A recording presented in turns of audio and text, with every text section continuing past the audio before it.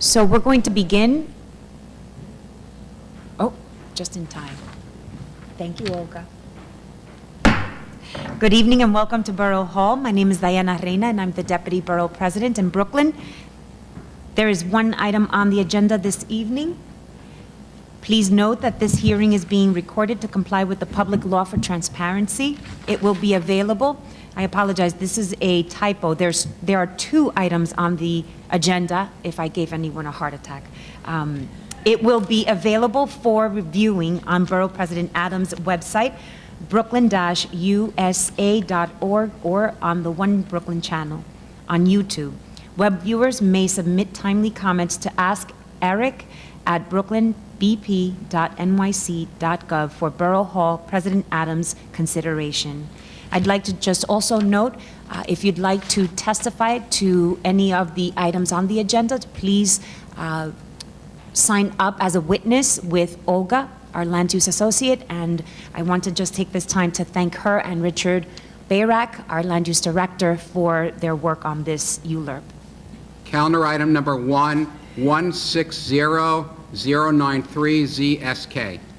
This application submitted by L&E Building Materials, Inc. seeks a special permit for the modification of yard requirements to facilitate construction of a one-story wholesale and distribution building materials warehouse located at 2700 Stillwell Avenue within the Coney Island section of Brooklyn, Community District 13. Community District 13 has not yet voted on this application. Borough President Adams will hold off on making any decisions until he hears from the board, which is having its hearing and board meeting on March 30th. Would the representative for this application, Todd Dale? Yes. Please state your name for the record and present your application. Sure. My name is Todd Dale. I'm a representative of the L&E Building Materials, this application to City Planning.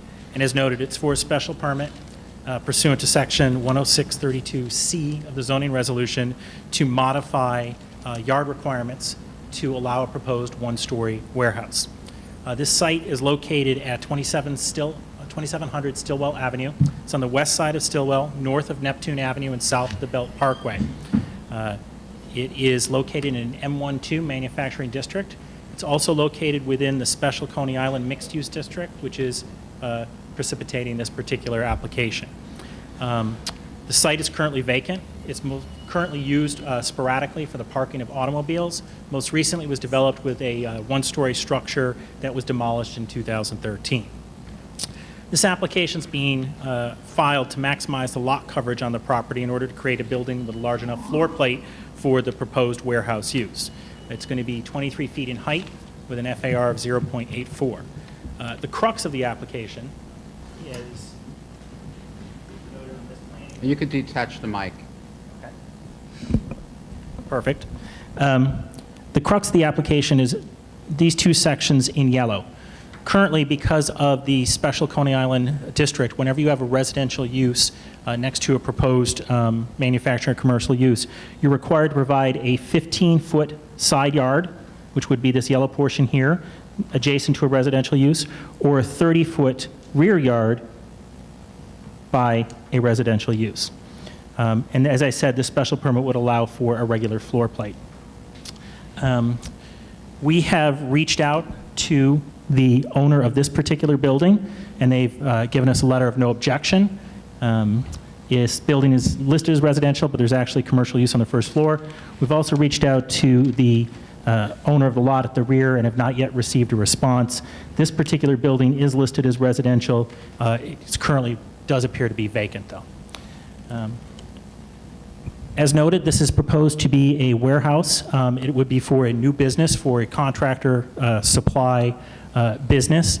It's expected they would start with approximately 3 employees, and it's designed to be an alternative to a Home Depot or business of that type where a local contractor could come and get building supplies. They expect to start 1 to 2 deliveries per week for supplies, and then maybe 10 to 15 visits per day from contractors to come and purchase materials. There is an overhead gate proposed.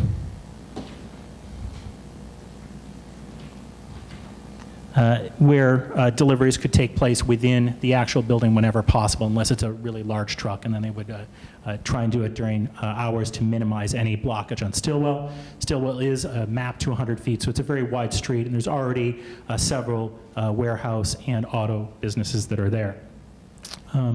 With respect to the specific special permit, there are 3 findings that are required. The first is that it will comply with the performance standards of M1 zoning districts.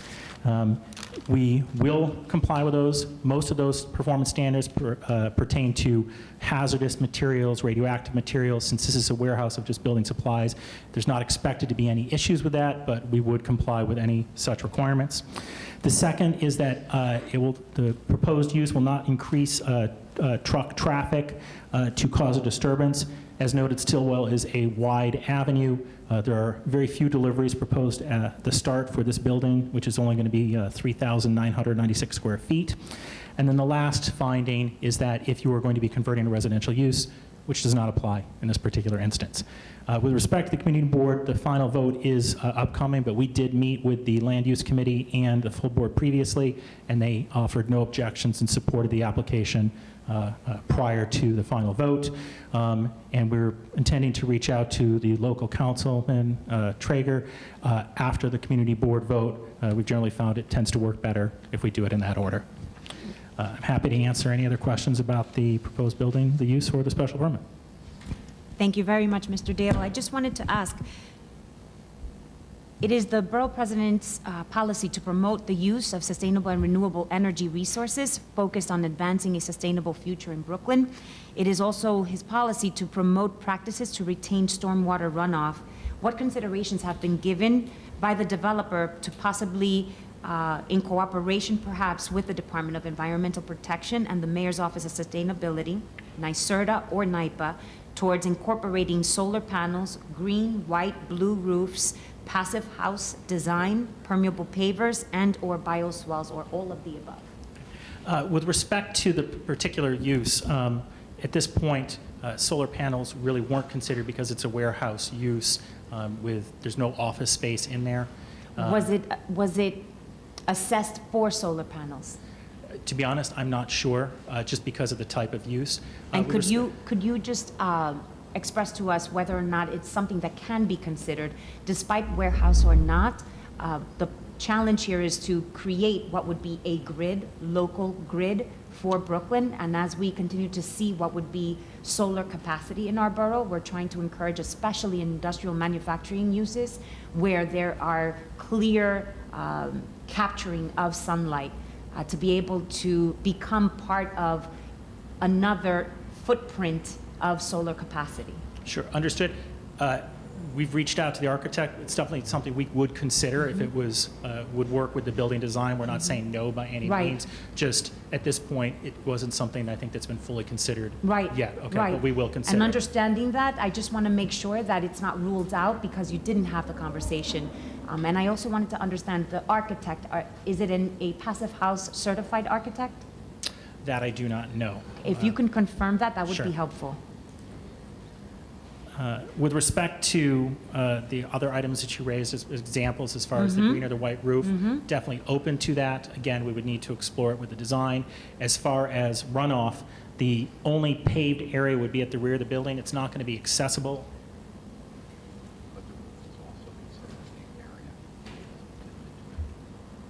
This portion here is an 18-foot rear yard. It is proposed to be paved, but it's not going to be accessible. We will definitely look at the permeable surface and/or dry wells in order to compete with any runoff issues that come up. And we will be following up with you just to ensure that we're increasing what would be the resiliency and sustainability and reducing what would be our stormwater catch-off, runoff water, just to be able to assist in what is an issue, especially in the Coney Island community. Sure, understood. And so anything and everyone who can participate in that journey, we're requesting this of them, and more so prioritizing what would be our flood zone areas. Definitely, we'll examine it and we'll be in touch. I appreciate that. So the flat roof area kind of works no different than the paved yard. So all of it becomes like 100% where it's sucking right into the system unless you do something to delay the flow. Okay.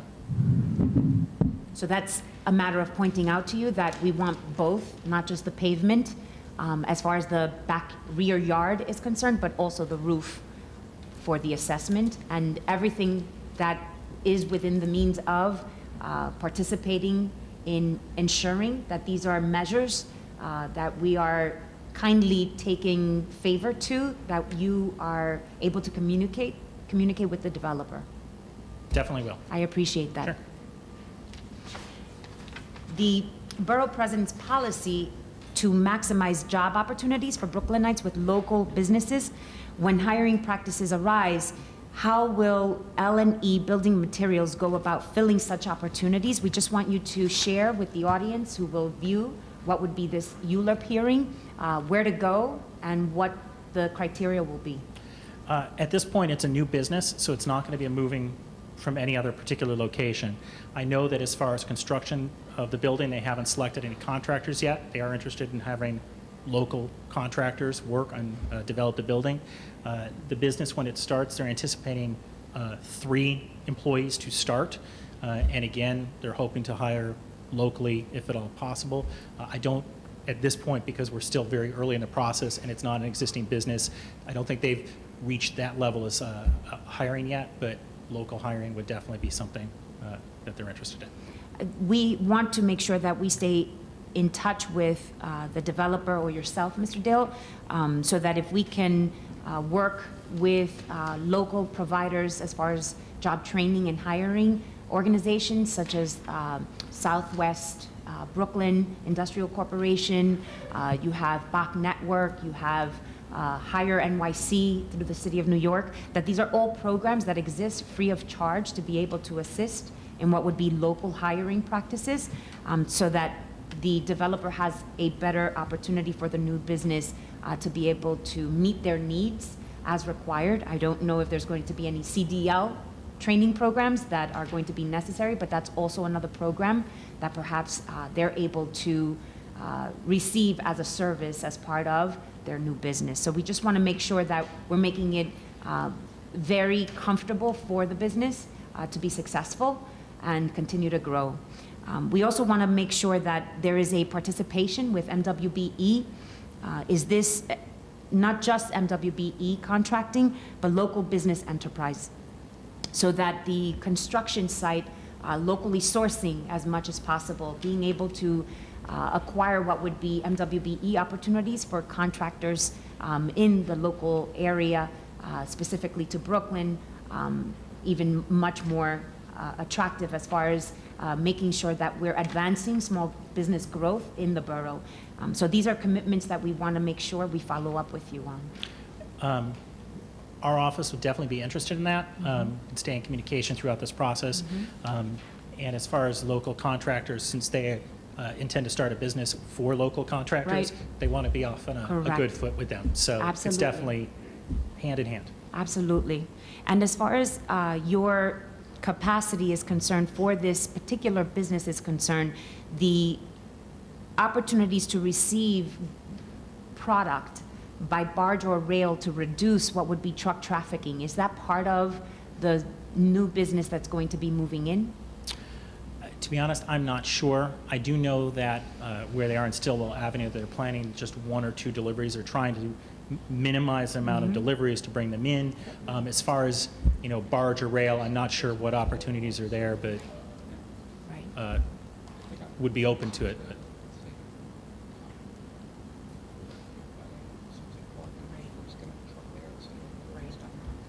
So I was just conferring with Richard, Sure. just to understand what would be your closest rail, but barge would be the best and perhaps only option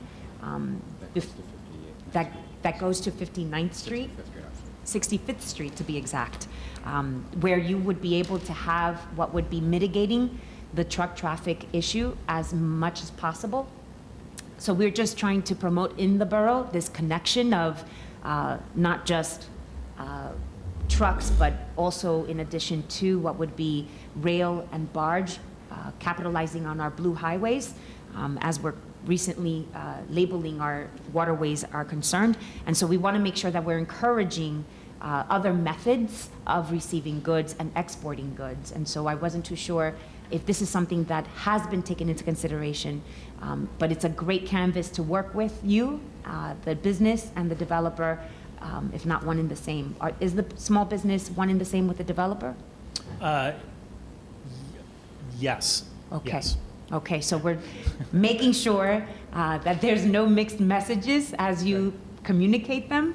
And we would be more than happy to just assist with identifying where there's opportunity and the right city programs that perhaps could fit the profile of need. Definitely. Sure. At this moment, that was it, right? We don't have any speakers. So at this moment, if there's any speakers who have signed up to be a witness after this panel, and seeing none, thank you, Mr. Dale, for joining us. Thank you. We will be in touch. Calendar item number 2, 160124 ZSK, 160125 ZSK, 160126 ZRK.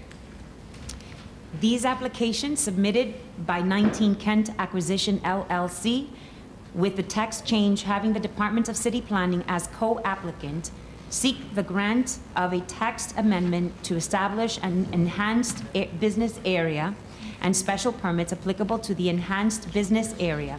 One special permit to allow modifications to the use and bulk of the building, and a second special permit to allow modifications to the accessory parking and loading berth requirements. Collectively, this would facilitate development of an 8-story light manufacturing and commercial office building located at 1933 Kent Avenue within the Williamsburg section of Brooklyn Community District 1.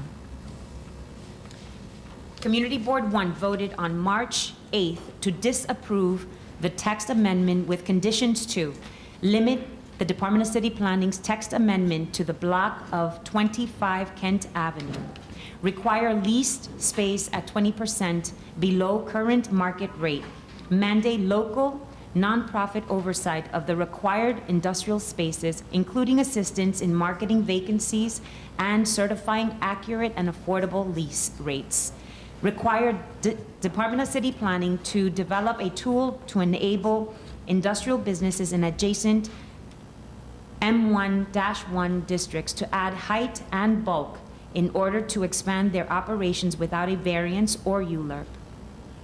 Require the applicant to provide service jobs with prevailing wages and reduce FAR to a more reasonable scale. Community Board 1 voted to approve the special permits. Would the representatives for these applications, Alex Sommer and Raymond Levin, please state your names for the record and present the applications? It's a technical glitch first.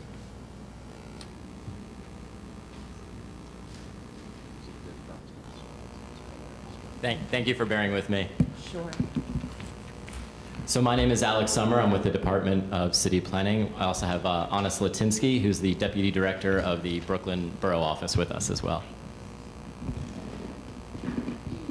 So as mentioned, this is a co-application by Heritage Equity and the Department of City Planning for a new text amendment allowing changes to the use, bulk, parking, and loading requirements for properties within the M12 Kent Avenue Enhanced Business Area.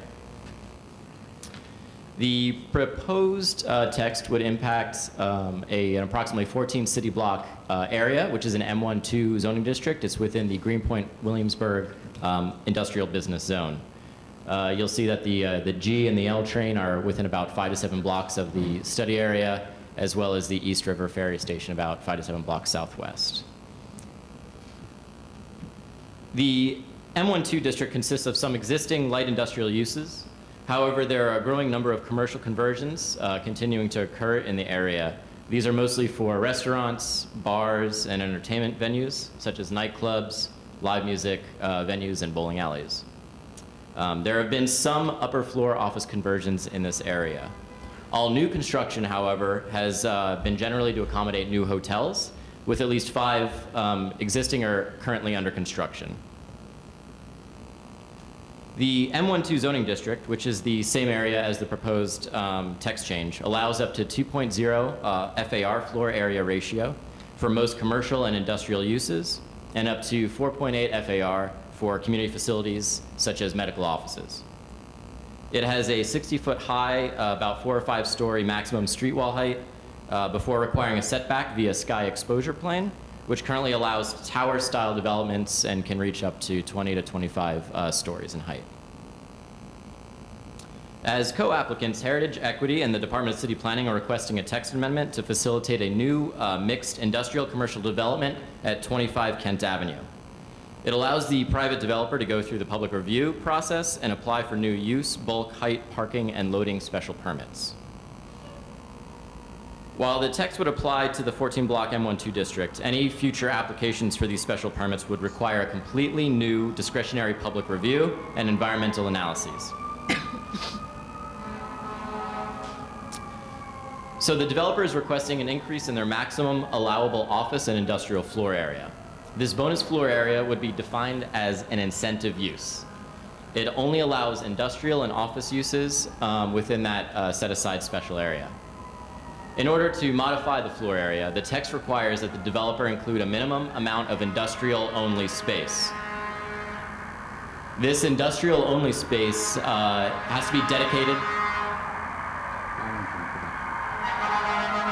I'm sorry.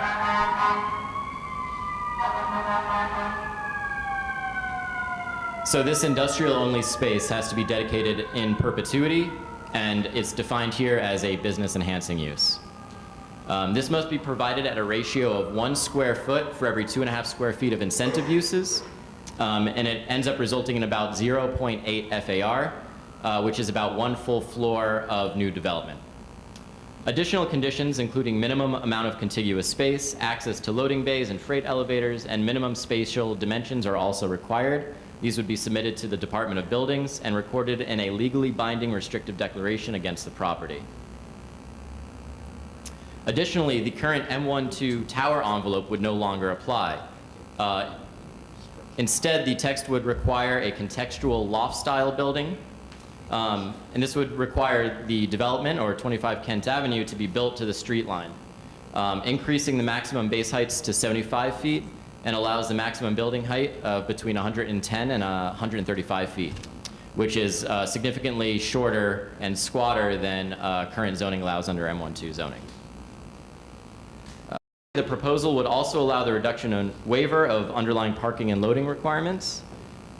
This has to occur in conjunction with the floor area application, and the developer has to meet additional discretionary findings related to traffic congestion and the movement of people and goods on the site and adjacent streets, the length and quantity of curb cuts, and would also allow the City Planning Commission and the City Council to apply additional safeguards as needed. And I just want to clarify in the regulation of the required industrial uses. It controls the specific allowable use groups. It requires detailed site plan review and defined location of uses and layouts. And it creates a legal enforceable document tied to the property in perpetuity. So at this point, I'll hand it over to the co-applicants, if that's appropriate now, and they can discuss the specific application.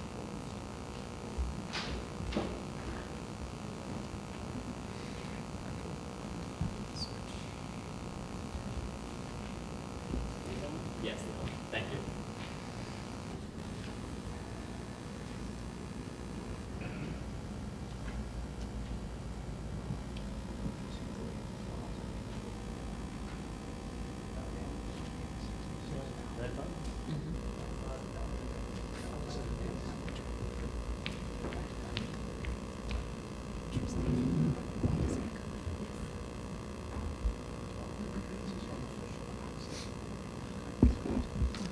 Good evening. Good evening. My name's Raymond Levin. I'm with the law firm of Slater Beckerman. We represent the applicant for these 2 special permits. As Alec just mentioned, a text change is being proposed which creates these special permits. No one can proceed with a project unless they go through ULURP to get these special permits.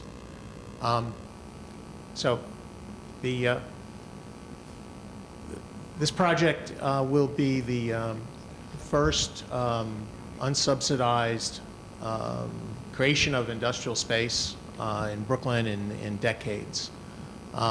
It's privately financed. The additional floor area that would be allowed to be commercial and industrial, 29% of that will end up being industrial. So a significant portion of the space that we'll be allowed to convert from community facility to office and industrial will be industrial.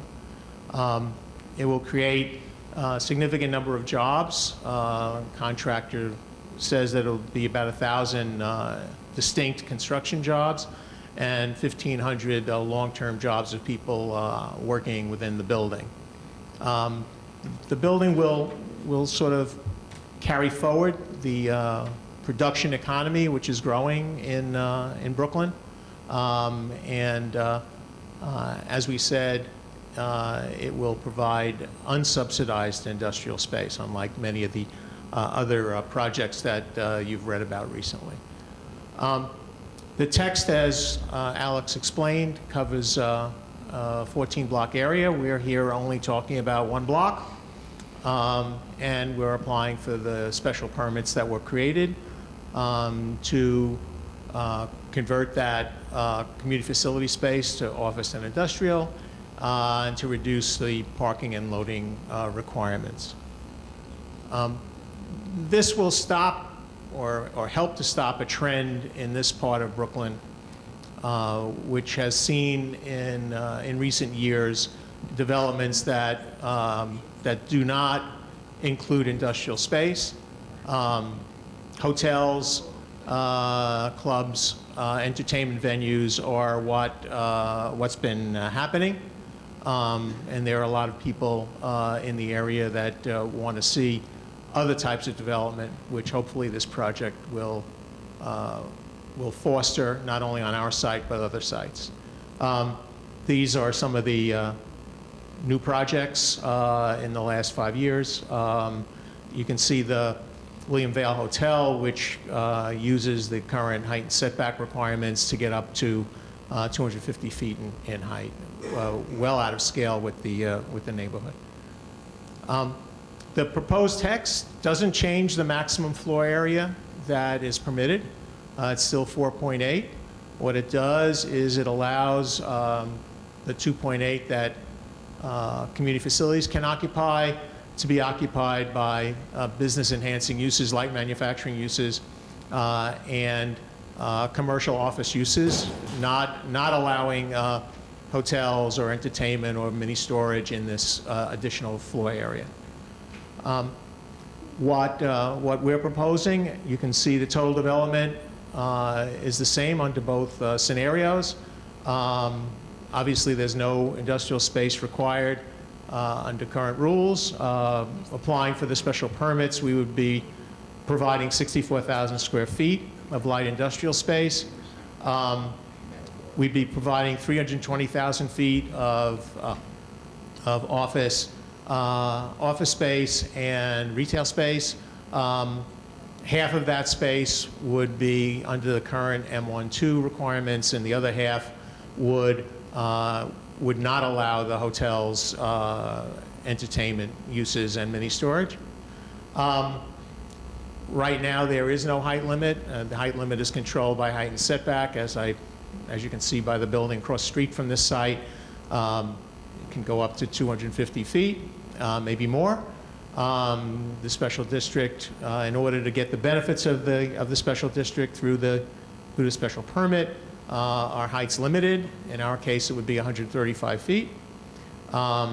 We were providing over 14,000 feet of public open space, and the jobs I already mentioned. The building, we'll go into a little more detail. This is a general floor plans of the building. As you can see, the lower floors are sort of connected as an H, and as the building goes up, the center portion gets larger so that the upper floors can accommodate larger organizations. The site is located, which I'm sure you are well aware of, across the street from what we all hope will be the Inlet Park. The building is designed, which you'll see, to connect the community to that park. This is the first floor of the project. On either end, there are public plazas, and connected through the building with a public walkway. On either side will be retail spaces, and obviously there are some loading docks, especially for the industrial uses, entrance to a parking garage, which is below grade, and 2 elevator cores that service the upper floors. This is what one of the plazas will look like, with substantial plantings and seating areas.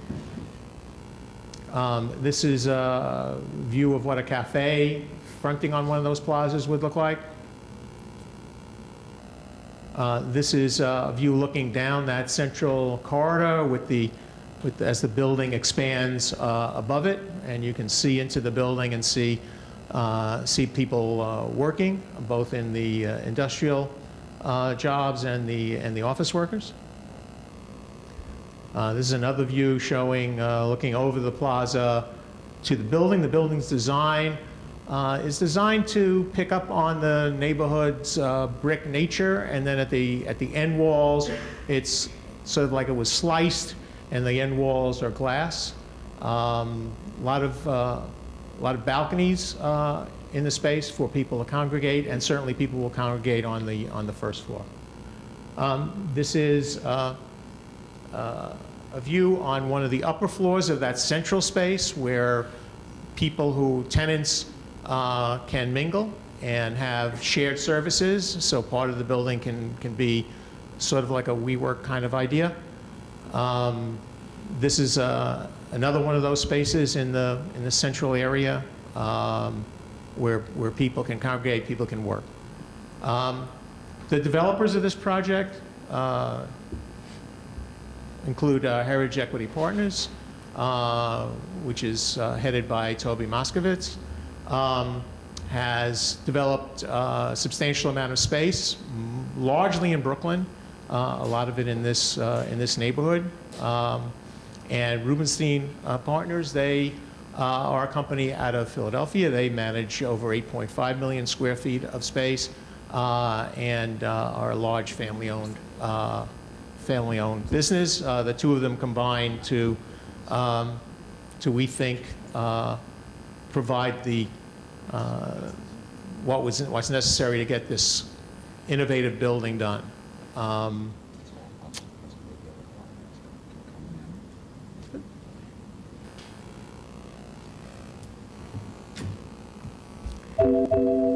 Thank you. Thank you. Ray, if you could just answer one question, because you left me a little curious. The partners, as far as investors are concerned, the owner owns, as an MWBE, the entire site, but once the deal is structured, as far as the development moving forward, how much of this project is owned by other than the MWBE? I don't know the exact breakdown, but certainly Toby is in charge of Toby is running here. it. Can we ask Yes. Toby? Sure. She's very shy. I just need an answer. If you could come to the podium, that would be fantastic.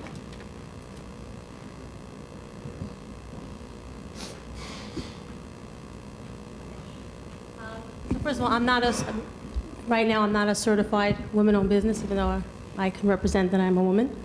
And I Better also- than Ray can. Yes. I also have a male partner who works with me in my, so technically I own Heritage. But similar to many real estate ventures, this requires a lot of capital. Sure. And Rubenstein has come in as our financial partner. And essentially, as Ray pointed out, I'm handling a lot of the day-to-day, as I have since we bought the site in 2012. But how much of the actual, So that's I don't think I have to, that's a personal matter, how much my partner and I own in the site. so if this Yeah. property were to be flipped, do you have 51%? I don't own 51%, no. Okay, But again, it's myself and a male partner. okay.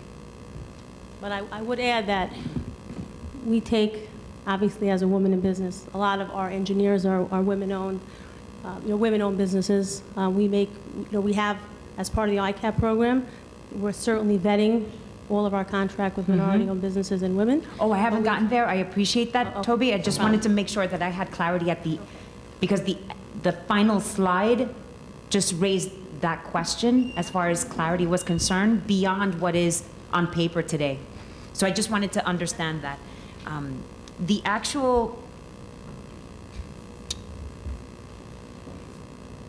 The original application came in as one site, 25 Kent Avenue, to Correct. the Department of City Planning. Yes. And the actual site, as planned for a special permit, came into city planning when? Well, we couldn't submit for the special permit until the text was sort of clarified. So, Who clarified it? it's okay. It's okay. So, we work with city planning. When we originally came forward Submitted. with this site 3 years ago or something, Okay. we asked for a rezoning, straight rezoning on this block. City planning thought it would be better if we looked at a larger area and set a... So originally, it stage. was a rezoning application. Yes, Got it. yes. And that got broadened, and there was a lot of discussion with both city planning, with land use staff at city council. It's been a back and forth and iterative process that's gotten us here. I think we filed our application in December. But, we filed our application along with city planning on doing the text at the same time. So then this was converted from a rezoning application to a special permit application? Correct, correct. So now this is where I want Alex. Hi, Alex. So the text clarification, what was the text clarification? Was it because city planning had never done a special permit in this area? So that's partially correct. The original application was for an M15 zoning district, which we weren't comfortable with at the time, given the use groups that are allowed in M15 districts. Which is what? It allows hotels, self-storage, entertainment, and so on from there. Which is what is allowed currently? Which is what is allowed currently, but Before the rezoning. at higher densities, and without any height restrictions. So that's a 5 FAR, 5 as opposed to the 3.5 you're proposing? 4.8. 4.8. And just to clarify on that, under the existing zoning, the M12, you're allowed 2.0 FAR for commercial and industrial uses, and up to 4.8 for community facility uses. That's under the, M12 existing zoning. and so you're saying that you as in city planning was concerned for the industrial park that this particular rezoning application from an M2-1 to a M1-5 was no good for the industrial park. We had some concerns about use groups as well as building heights. So if the Department of City Planning is so concerned, why is the text use group not being changed? So that's a good point. So the special permit actually restricts the allowable use groups. So it maintains the underlying M12 use groups that are allowed. The bonus floor area, Up to how much percentage? it would be half, basically. Half Slightly or- more than half. It's, Right. It's going from 2 to 60%? 4.8. Yeah, it's going Right. from 2 to 4.8. Right. So that additional 2.8 2.8 FAR has additional use restrictions as part of it. Part of those restrictions not only restrict the allowable uses, but then on top of that require additional industrial space in order to generate that floor area. But not 1-to-1. It's 1 to 2.5. And so does that include hallways and bathrooms? That's and- zoning square footage, which does not include gross, which is circulation space and things like that. Does not include it. No. And as far as the zoning text change, wouldn't Department of City Planning with its concerns propose what would be, rather than asking 25 Kent Avenue, which is a single applicant, to now create this special permit as an answer, but leave all the uses the same? I'm just going to jump in here. I'm Anna Slatinsky, Deputy Director of Brooklyn City Planning, for the record.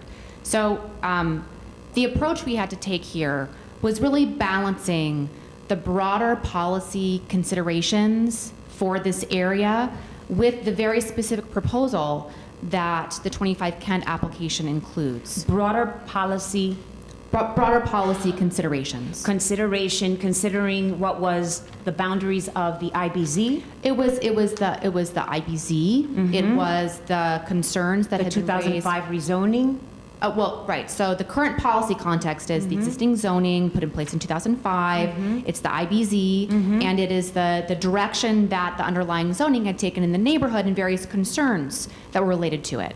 Could I ask, was any of the analysis as far as the volume of square footage rezoned under the Department of City Planning since 2005, or perhaps even earlier, since 2001, as far as manufacturing land was concerned? There was a study conducted by the Department of City Planning, I'm not sure exactly which study you're referring to. and so no study other than the 3 items that you just laid out were considered. So no, I would say that our policy concerns were broad and diverse, and also, frankly, in the context of concerns and lots of robust conversation that's been happening, particularly in more recent days, about industrial policy for areas that are zoned for manufacturing use in the city in general. And as you know, there is the mayor put forward a plan for strengthening industrial areas and industrial businesses, and city planning has a number of active initiatives underway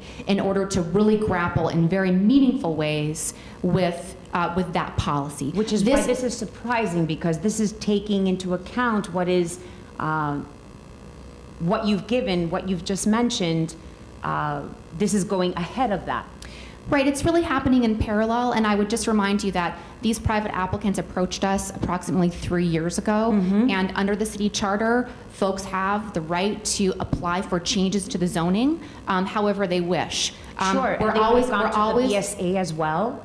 Yes, they could have gone to the both BSA, scenarios were possible. What I'm trying to understand is, how are we strengthening the industrial sector in this IBZ post-2005 Williamsburg Greenpoint rezoning? right, so the Department of City Planning does not consider this proposal to be a comprehensive answer Well, we to the agree there. questions about this We policy. agree there, absolutely. And it is really intended and designed very carefully to be a specific and focused way to allow this private application to move forward in a way that we thought addressed the policy concerns raised by the original zoning proposal. But this application does not need 14 blocks of this special permit. It was only requiring what would be their own application.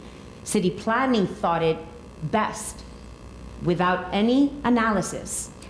That's actually not true. Is it not true that the North Brooklyn study is still undergoing? The North Brooklyn study is still underway and actually does not cover this particular geography. Interesting. The North Brooklyn study is focusing on the North Brooklyn IBZ, which And is the a North- 900-acre area The that's North- adjacent to Newtown Creek. The North Brooklyn study started when? It was kicked off in September of 2015 and is the first robust IBZ study that the city is conducting in order to follow up on the City Council's Engines of Opportunity report and to really subject to some stringent analysis a lot of the ideas and concepts that have been put out there around industrial policy in the city and really bring those down to earth in a real neighborhood that really functions as an industrial area and that also in the North Brooklyn geography faces some of the tensions and challenges associated with industrial areas in Brooklyn and in the city.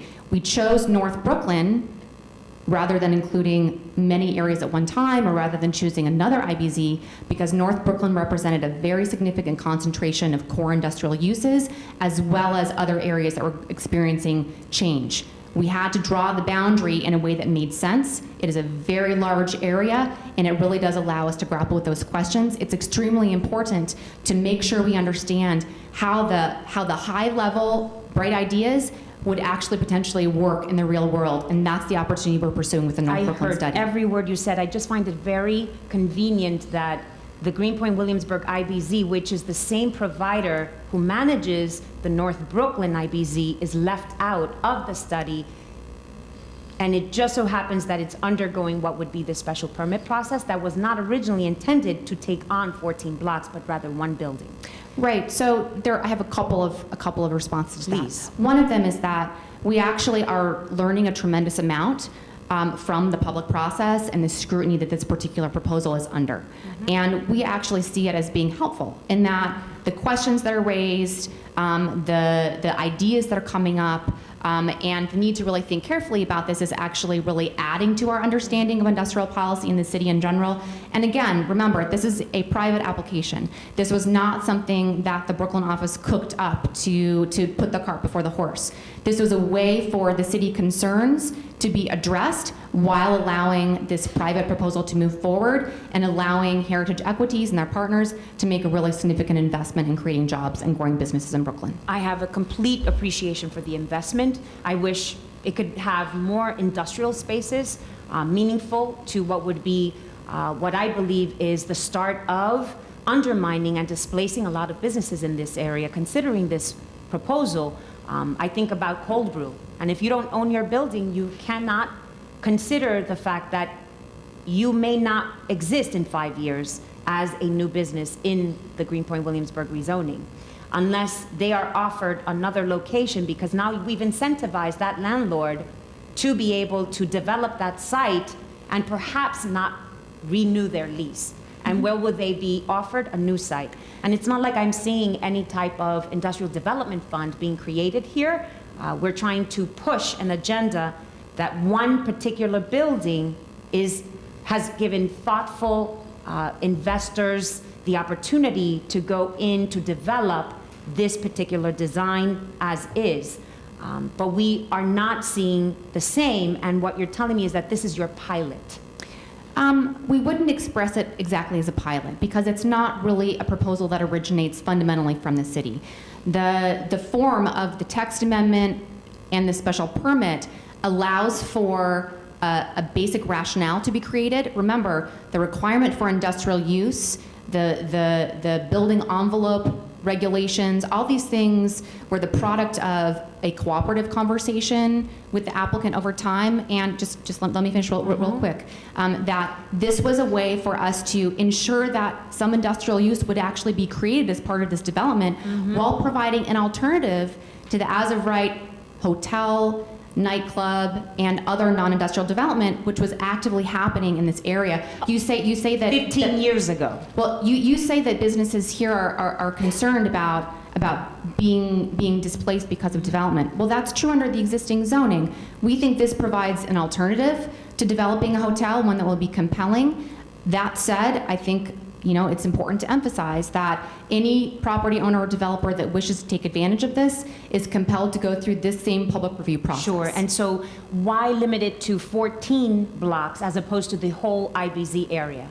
Because the ratio and the whole structure of the special permit was created to complement the existing M12 zoning, right? The other zoning districts within the Greenpoint Williamsburg IBZ. So that you can walk me through that.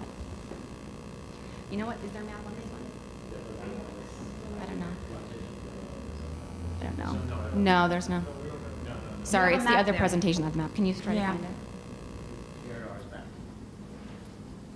So, but while he's looking for that, Yes. I'll continue explaining. So, And before you explain, I wanted to understand, how many CFOs have been revoked by the Department of Buildings in a special permit area?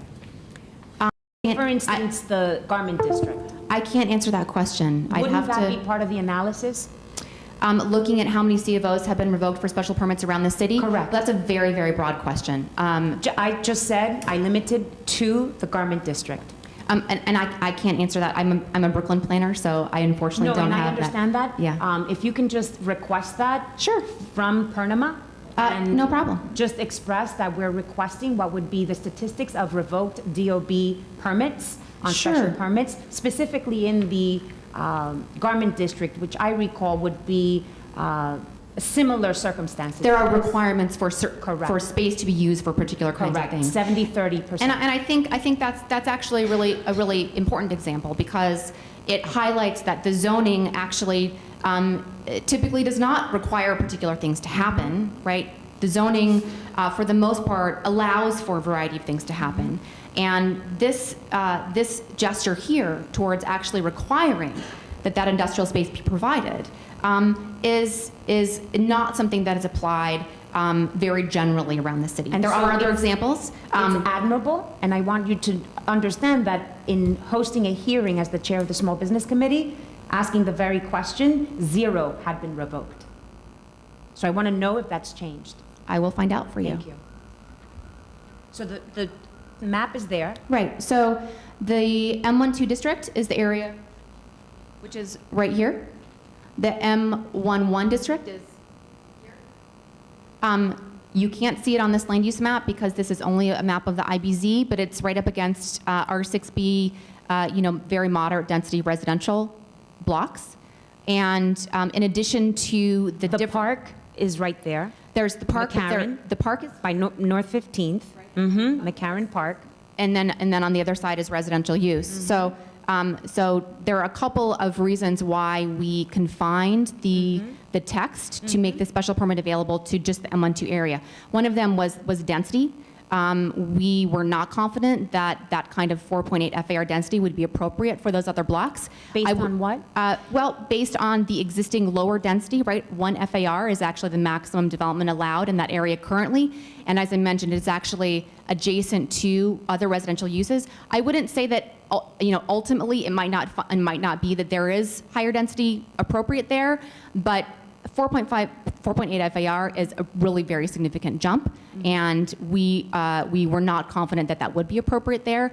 In other words, it would require development of an additional mechanism in order to reflect that zoning at a different ratio, and we did not have a private applicant to guide the substance of that request. Now, we have And what spoken. mechanism would that be? Well, that's just the point. We don't know yet what's appropriate. We've spoken with a number of businesses located there, Sure. some of whom said, how come we can't have this special So permit? what makes the 14 blocks appropriate? Because that existing density is there, the 4.8 FAR, right? And it is separated from the lower density residential neighborhoods. Now, we have spoken a number of times with businesses that operate in the M11 district, and they've shared their desire to expand their businesses into larger forms, and said, how come we can't have this special permit too? However, one of the things they said is that we don't want to go through ULURP. We don't have the resources to go through the land use process. It's not really the core of what we do. We're not experts on that kind of thing. What they really want to have, which is totally understandable, is for the zoning to allow for enlargement of their businesses as of right. And that's totally understandable. So looking at that M11 area requires really understanding the needs of those businesses, and we have not had the opportunity yet to do that kind of study. But I will say that EDC is actually undertaking a study in cooperation with the council members and with Evergreen to do an economic analysis and existing conditions analysis of that area so that we will soon have much better information about what those business needs are. I also know that you can wait so that analysis can take into consideration the 14 blocks minus 25 Kent. But again, this is a private application Correct. in order For to 25 Kent. That's right, for 25 Kent, yes. Okay. Yeah. But it does not have to include the other blocks? It does not necessarily have to include it. Right, okay. And as far as the use groups are concerned, why not limit, not even limit, change proposed zoning text group uses so that they reflect 21st century uses? So printing, we don't have what would be a 25-foot printing machine anymore occupying industrial spaces. And yet that's part of use group, I believe, it's 11? 11A and 17. And so those are the two use groups that are going to remain. That's right. And so we're not truly embracing what is an opportunity here So to the fullest extent that the Department of Planning could take to really have meaningful practices in protecting and enhancing industrial manufacturing spaces. we did our best to work with the definitions that we had in the zoning. But you to can create, change that. The zoning text amendment process does have the ability to tailor. That's right? correct. So what we were aiming for here was not to build, the most elaborate and super detailed high-tech machine. We wanted to create a tool which was targeted and that was relatively efficient in order to allow for the development of this private building, while balancing that with policy concerns that were broader to the neighborhood. Now, we found a particular balance here with regard to use groups, and there can certainly be discussion and disagreement about exactly where we ended up. In general, the zoning resolution has lots of uses that seem arcane. There are lots of things that aren't even called out very specifically and require a lot of interpretation. We didn't want to get sucked down into a rabbit hole of rewriting the uses in a lot of detail for the purposes of this application. We think that the uses here do a good job of being focused enough to ensure that the required industrial use is meaningfully that, and at the same time, not assuming that we know ahead of time exactly how all these things will evolve over time. This particular special permit, rather than an as-of-right for 25 Kent Avenue, which would have given them 384,000 square feet of buildable right, why not let them build as of right? You mean under the M15 that was initially considered? Well, under the M1-2, because you could have denied the rezoning. Sure. That's also within the option. Right, and I think the applicant probably is best positioned to say what they would have done under those circumstances if they had been limited to either the 2 FAR or the 4.8 FAR that would have included significant community facility use. So the existing zoning would have allowed for 2 FAR of everything that's allowed in the M12 district, and then an additional 2.8 FAR that would need to be community facility uses. But I believe Alex had mentioned the observation of more conversions and new construction of more hotels, right, which is as of use. As of right, As of yes. right. That's correct. Is part of why you were inspired as a department to include and expand the scope to 14 blocks. Right, exactly. So we thought that this quite compelling proposal that includes investment in new office space and new maker space was a very interesting development. We subjected it to a lot of scrutiny, which the applicant and her representatives can attest to. But we also thought that having an alternative to developing that 2 FAR hotel would be a good thing for this neighborhood. Based on the fact that you wanted to change something? Based on the fact that the neighborhood had seen a lot of development of these hotel uses, of nightlife uses, conversion of existing buildings for uses that did not include manufacturing use. So we city planning- recognized the opportunity for including in this new development So you've drawn that the industrial line here? use. Is What do you mean drawn the line? So Department of City Planning is now recognizing that this has happened, and this is how you're going to try to mitigate further conversions? I would say that that's half right. So with this particular proposal, we think that that is a useful feature of it. However, on a city... Even though the text does not, the use group does not change? Right. For that underlying use, it's not proposed to change. The existing zoning is not proposed to change. That's why it's half It's the an answer. it's the alternative. Wait, no, the other half is actually that the city now is very actively engaged in conducting a study and developing a proposal to limit hotels and self-storage uses at every IBZ in the city, and that is the other half of that answer. Would you agree that you can deal with that right now with a zoning text change? Actually, I would disagree with that. In order to establish those kinds of limits, as we are very ambitiously doing on a citywide level, there has to be a very sound public policy analysis and statement for that. That's exactly right. And doing something different at the same time has the potential to jeopardize that broader approach, and we're very concerned about that. And so you're saying that that analysis is happening right now by That's the right. Department of City Planning? That's right. We expect to certify those in October. And that analysis is the study? That analysis is the study of hotel and self-storage use. It's the study and policy development, proposal development for those proposals. And that's working with the IBZ providers citywide? It's the Or in a vacuum? I can't speak to exactly what the mechanism would be. I believe it will be a special permit for the hotel uses, but I'm not familiar with exactly the statuses of the details of that mechanism. The IBZ providers are very important stakeholders and have always been a part of the conversation in terms of better understanding these areas in detail. We are also doing a significant amount of additional analysis of IBZ areas in particular, the way that businesses have grown, what kind of jobs are located there, as a foundation, as a very firm policy foundation for enacting these ambitious provisions later on this year. As far as the public plaza is concerned, if the public plaza were to be taken out, where would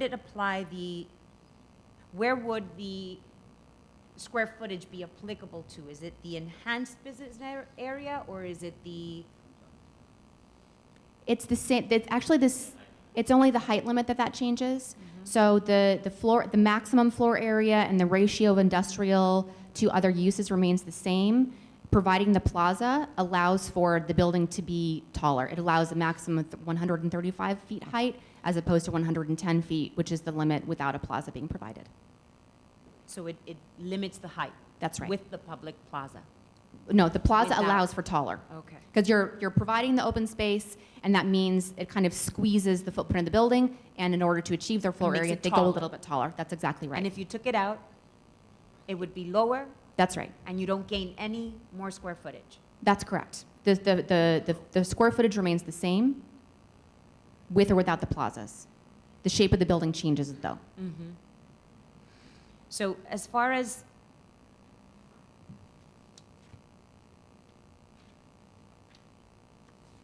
the food and beverage have a potential to set up accessory retail operations on the premises to enhance revenue, which would allow such businesses to pay more rent. Does the zoning permit or preclude accessory retail operations within the defined business enhancing use floor area?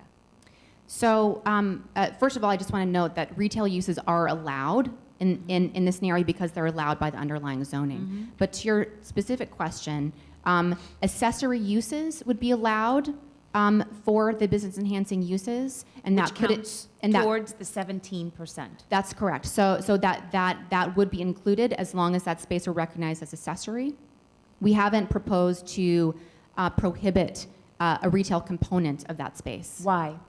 Well, part of it is that we see businesses really recognizing a kind of synergy between having a modest retail component along with their manufacturing use. So a very classic example We're would not be... saying anything different than that. We're just hoping that city planning would respect the industrial business zone preservation by protecting what would be the 17% that you so eloquently mentioned as new manufacturing space being built out, Sure. and yet you're allowing the retail use as opposed to restricting it to strictly manufacturing And the industrial. text would allow for those kinds of restrictions. I would just note that accessory uses in general are basically seen as things which are essential for businesses to operate. So, for example, any kind of business But it does typically not needs to have an to office. be count towards the 17%. it may not, I guess what I'm trying to say here is that there may be an option to exclude retail use from that bucket. You don't have to exclude it from the business model. You just don't count it towards the 17%. No, I totally understand what you're saying, and I'm trying to be really precise here in saying that it potentially could be excluded in the way that you described. At the same time, I think it's important to recognize that other uses that fall into the accessory category would be more problematic to exclude. For example, office space. These businesses still would need potentially a receptionist or an accountant or other kind of things that fall into office use that are arguably essential for that business operation. And so while I'm not saying that it can't be further refined to clarify that retail use can't qualify towards the bonus, accessory use can mean a lot of different things, and we would want to be very careful about kind of opening that can of worms. You're also allowing what is a 1 to 3.5, one floor versus 3.5 floors on top of a 2.0 FAR, not a 1-to-1 industrial manufacturing use to office use. Sure. Or retail use. Sure. So there are a couple of different ways to see the ratio. So there's a generous amount of square footage towards the commercial retail aspect. Well, one of the ways to view the ratio and the way that we actually built it is to see the required industrial use as being a component of that allowed additional floor area, right? So that is a 1 to 2.5 ratio. When you look at the entire building, you do end up with more of the 17 to 18% share. But that essentially equates to a single floor. Although it's not one whole floor, the reality is that most buildings don't cover the entirety of the site. You have some open area, you have lobby, entrances, those kinds of things. So in practical terms, that single floor is a good kind of basic starting point. In terms of the economic feasibility of providing a greater share of that required industrial space, I would defer to the applicant to talk about how that would or would not work with what their plans are. But this is a 17% light manufacturing enhanced business area that was defined by Department of City Planning, not the applicant. Well, it was, as I said before, this was really a back and forth between the applicant that had a very specific development in mind. They came to us with very well-developed plans and concepts for what they thought the potential of this area was, and then we said, hey, there are these other things that we want you to consider as part of the plan. There was a back and forth there. So That's why I'm asking Department of City Planning. Right, and my response is that this requirement is something that we asked of the applicant. They thought that this amount of industrial space in relation to the total development was feasible, and they can answer best how much wiggle room there would be there. I would say in terms of much broader city policy that we would not go on the opinion of one particular applicant in order to establish that ratio. For other places that similar policy might be created. In fact, we are in the midst of doing analysis that looks in a very robust way at the feasibility of mixed-use building types that goes really beyond this single building. But you're setting the stage for 14 blocks. We're allowing this 14-block area to apply for the special permit should they wish to, right? So the 17% does not become the only number for the special permit. It is not the end of the conversation. It's not the only number for moving forward with a special permit. For this particular special permit, Not 25 Kent, but any other within the 14-block special permit. so according to the text that's proposed, that ratio, right, of 1 to 2.5 up to the maximum FAR of 4.8 for the total building, that is set. It would need to go through another text change in order to be changed. So this is going to define It the defines 14-block it defines- enhanced it def- business area to 17%. for those that apply for the special permit, yes. And I would also note that this is a minimum. It is not a maximum. In other words, the zoning now allows for industrial use. The zoning in the future allows for industrial use, and a developer that wants to provide greater proportion of industrial use is encouraged to do so. What's the incentive? Well, the question really that I would toss to the applicant is, what's the feasibility? Well, no, you set the number. I want to hear from the Department of City Planning what was the incentive to go above 17%. There is not an incentive in this tool to go above 17%. So the answer is no, no one will go beyond 17%. I don't know. So why 17%? So as I said, the basic reasoning is that that represents a single floor of industrial use. In addition, it is an amount that the proposal in front of us was willing to include. That will set the stage for 14 blocks I without would just, any I would just, analysis. it's not without any analysis. I would just go back to what I said at the beginning of the conversation, which is that this is not intended to be the end of conversations around industrial policy and land use policy for this neighborhood. It's not intended to be the only way to do development in this neighborhood. This is a very narrow, targeted tool. What's being reviewed right now is a framework that could allow for further proposals, but none of them can proceed without going through the full ULURP process. And right now, the details that are related to this particular development represent the best opportunity to ask those questions in a very meaningful way, and the applicant is here to address those questions. City planning is also asking those questions, looking at areas around the city, looking at real estate market conditions, looking at the needs of industrial businesses, the requirements of buildings that would be created in this format. That analysis, though, is still ongoing, and it will inform future policy. And yet you did not look at any revoked C of Os in the Department of Building for special districts in manufacturing industrial areas. We did not do that specific And analysis. that was That's correct. not part of the analysis. That's correct. So you fell short. And you are the co-applicant. We are the co-applicant on the zoning text And you amendment. set a 17% enhanced business area, and you're saying this is only the minimum, not the maximum, without any incentive, and we will see where we get once this is all applied. I would just remind you that nowhere in the zoning now is there any requirement for development of industrial space in this neighborhood. This proposal creates I'm glad you said a whole that. floor I'm of glad you industrial said space that, required. because that's exactly what we were fighting for many years. And for this to come up as the answer without a real meaningful dialogue, and now it's being proposed as such with very little basis and analysis, to me does not sound like there's a partnership. I want to take this moment to, I know there's witnesses in this room that would like to participate in this dialogue. And so I want to just take this opportunity, and I thank City Planning for a thorough presentation, and there's questions beyond today that I'd like answered.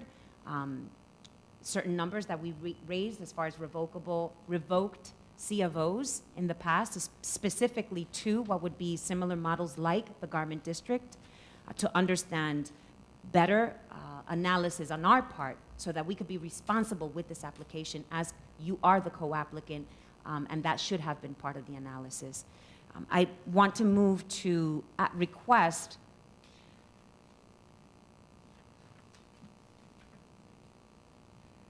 there is a precedent for annual reporting in the special 125th Street District and in the inclusionary housing program where a nonprofit administering agent is required to assure ongoing oversight. Another form of assurance was developed in San Francisco where a percentage of industrial space is required to be owned by a nonprofit. What consideration was given toward a nonprofit performing a role along the lines of an administering agent holding a master lease or actual ownership? Sure. So in the public process at the community board and in conversations with industrial advocates and business owners in this area, a number of concerns in this vein have arisen around enforcement and monitoring of this industrial use tool. I think that probably the reporting is the most straightforward tool that could be used. We did look at San Francisco and other examples that included approaches that were a little bit different than the one that we took. With regard to having an entity that would be monitoring or responsible for the space, we think that that's an interesting idea and are willing to explore it. That said, for a single development, it's really something that requires a more institutional scale of approach. This and that's isn't something a that would single. need. This isn't a single development. You're including 14 blocks. That's correct. Of which Evergreen is the provider, as the industrial provider to provide services and monitor land use actions. Sure. And no conversation has been, Oh, we talk to Evergreen all the time. you talk to them all the time, but specifically to this 14-block area and what it needed and the assessment and analysis that needed to take place beyond what was one building being proposed. Now, Department of City Planning has expanded it. The IBZ providers play a really important role in, I know they do. in understanding the neighborhood, in providing services, and as you acknowledge, we do work with Evergreen on a very regular basis. They're actually very important partners on the North Brooklyn study. They're also going to be doing work in the Greenfield-Williamsburg IBZ. Which is why that this is- needed to be part of that study. So that study actually started way after this was already It was supposed to start underway. 3 years ago, Okay. before I left the council. Okay, if you say so. But to get back to the question of having an entity that would be empowered to occupy the space, enforce it in some way, it may be that the IBZ providers can play some role there, but it's very different than the role they currently play. Some people say, why can't it be the way that affordable housing is regulated? The reality is that that actually represents a very significant institutional role that has really not been fully fleshed out and represents many challenges. We're interested in lots of ideas and in exploring how these enforcement challenges can be addressed. But for this particular proposal, it is what it is. It is what it is. So clearly, we need to continue to discuss this particular application as supported by the Department of City Planning for further review, because this particular action sets the stage, and I cannot emphasize that enough. With the development intending to utilize stacked parking lifts, requiring multiple vehicles to be moved to retrieve another, the adequacy of the number of parking units could determine the appeal of using the garage as opposed to competing for nearby street parking. As operation of the garage could result in quality of life impacts, why does the proposed zoning text not provide a requirement for the number of parking attendants? So the approved drawings for the special permit actually do indicate that it needs to be an intended facility. If during City Planning Commission review, it is concluded that there needs to be more detailed agreements about how that attendance happens, then that is something that the City Planning Commission could potentially impose. Why can't that happen now? Well, actually, there's no possibility of modifying the proposal until it gets to the City Planning Commission. It's not allowed by the city charter to make changes during the community board and borough president's review. It's actually at the City Planning Commission that modifications can be made, and then of course later at the City Council. So you were waiting to be receiving the questions and inquiries to understand better what would be the proposed text?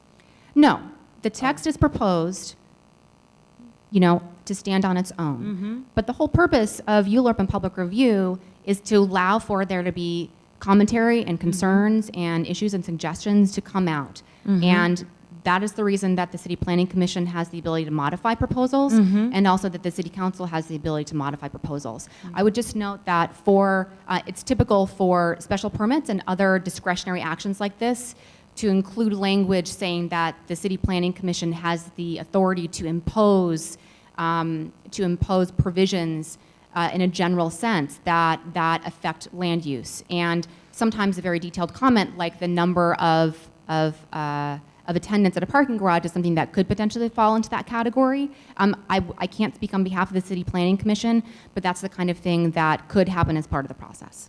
So this will be considered?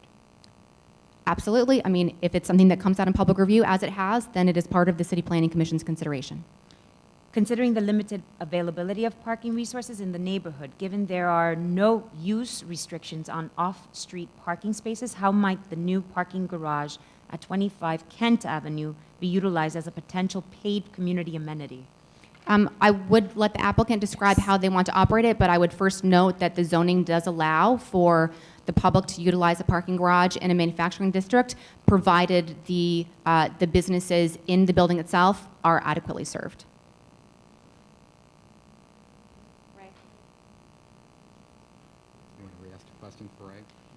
Ray, can you come over here? Are you done with city plan? Perhaps, maybe not. Come on over. You want to re-ask it for him? I'm going to ask, unless you already heard the question, as far as 25 Kent Avenue is concerned, the potential to utilize parking garage as a paid community amenity, is that being considered as part of 25 Kent Avenue proposal? The parking garage was sized based on studies in similar areas. We believe that that is the amount of parking that's required. Certainly, the way parking is run, people in the building have first shot, and then anyone else can park there. It's a paid facility. Correct. Thank you for the clarification. As far as Borough President Adams' policy to promote the use of sustainable and renewable energy resources focused on advancing a sustainable future in Brooklyn, we want to promote practices to retain stormwater runoff. What consideration has been given by the developer, possibly in cooperation with the Department of Environmental Protection, the Mayor's Office of Sustainability, NYSERDA, or NYPA, towards incorporating solar panels, green, white, or blue roofs, passive house design, permeable pavers, and/or bioswales, or all of the above? What the building does in terms of water retention, as you noticed in our slides, the plaza areas have significant amount of planting, raised planters, which will retain water, and there will be plantings on the roof, which will also be used to retain water. So that will slow down the flow into the public system. Was any passive house design considered for this particular design? Say that again? Passive house?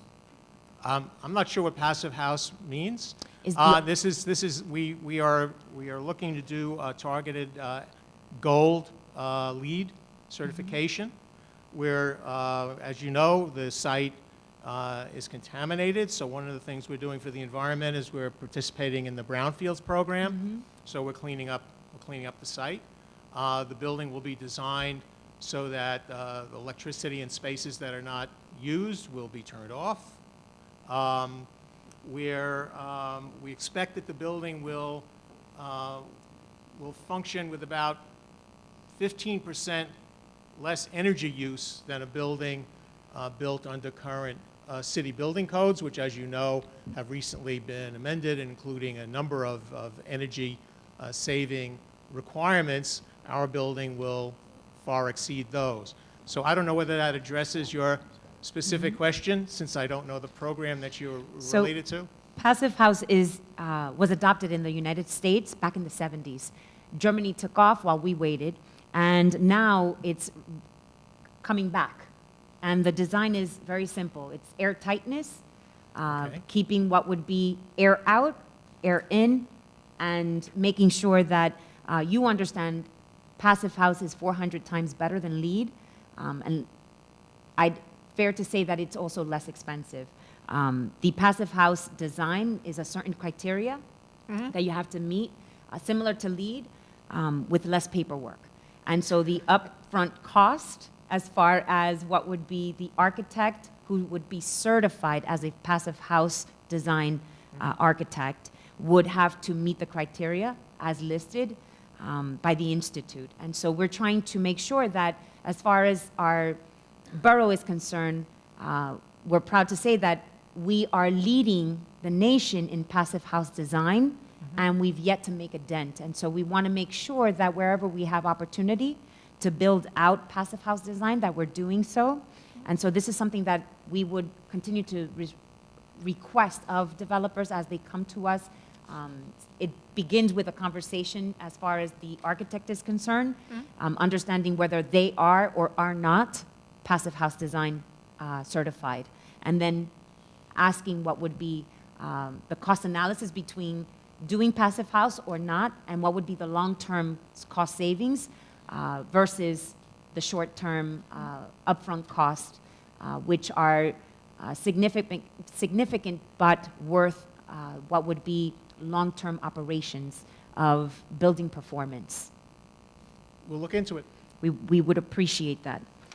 And as far as job opportunities for Brooklynites with local businesses, please outline what steps have been taken to ensure the inclusion and participation of MWBEs and local business enterprises in the process of construction on this site, who will be the monitor on this site for meeting the goals as far as the construction jobs, short-term and long-term commercial, retail operations, management, long-term effects of local hiring and sourcing of goods and services. Well, as you may know, Toby has developed a number of projects in this area and has used local suppliers, local artisans in all of her projects. She intends to continue that on this project. Is there a track record, Ray, that we can go on as far as local sourcing and MWBE Sure. and local hiring by zip code? Just something that we can review for our opportunities to see? We'll try and give you a list of That the sounds- local people who've been used in prior projects. I mean, obviously, this project is not staffed yet, but we intend to continue to reach out to local businesses. Toby's trying to be certified as a woman-owned business. From what I understand, the glass in this building, which is substantial, is a female-owned business.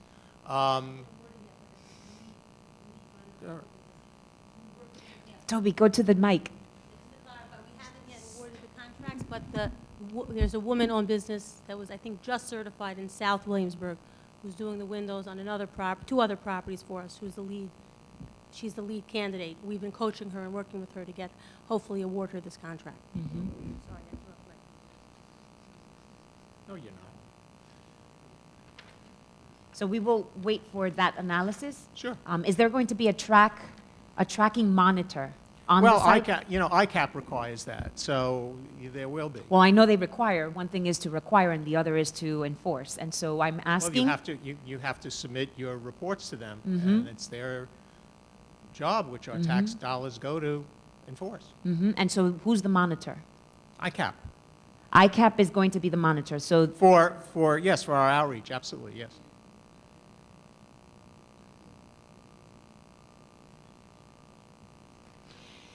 the hearing on this, yes, the hearing on this item will now, yes, no, I'm going to read that. Will now proceed to the witnesses that have signed up. Thank you, Ray. Thank you, Department of City Planning. I'd Thank like you very both much. to remain, to the developer and their partners. And we will now go to,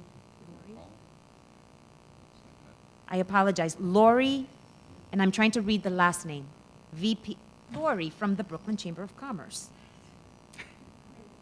Thank you. Thank you.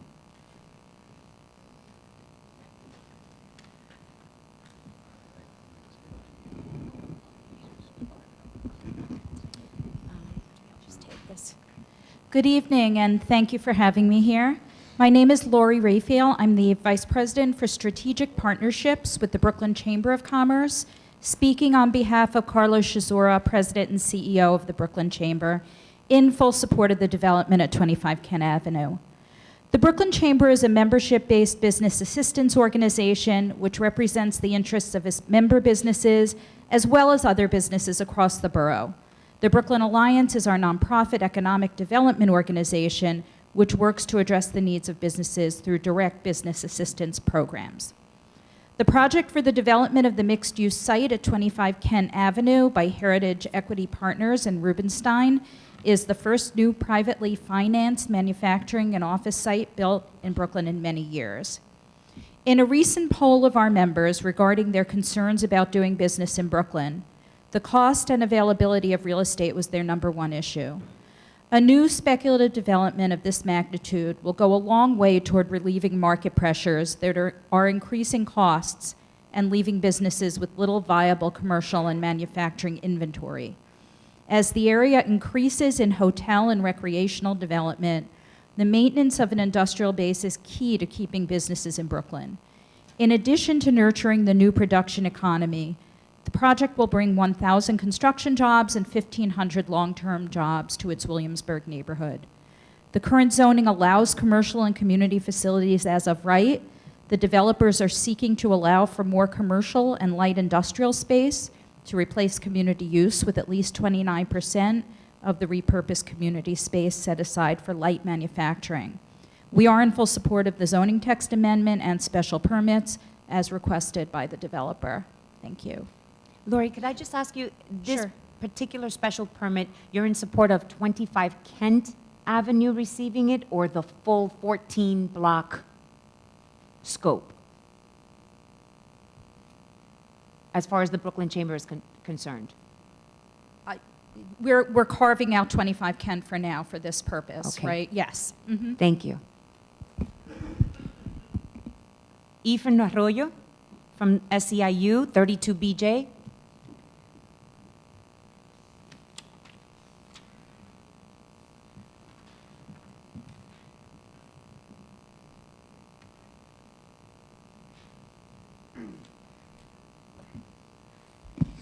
Good evening, Deputy Borough President, neighbors. My name is Ethan Arroyo. I am here as a member of a Williamsburg resident testifying today to call this project to create good quality building services. 32B members maintain clean and provide security services for buildings, businesses across the 5 boroughs, including projects like 25 Kent. This is why we're here today.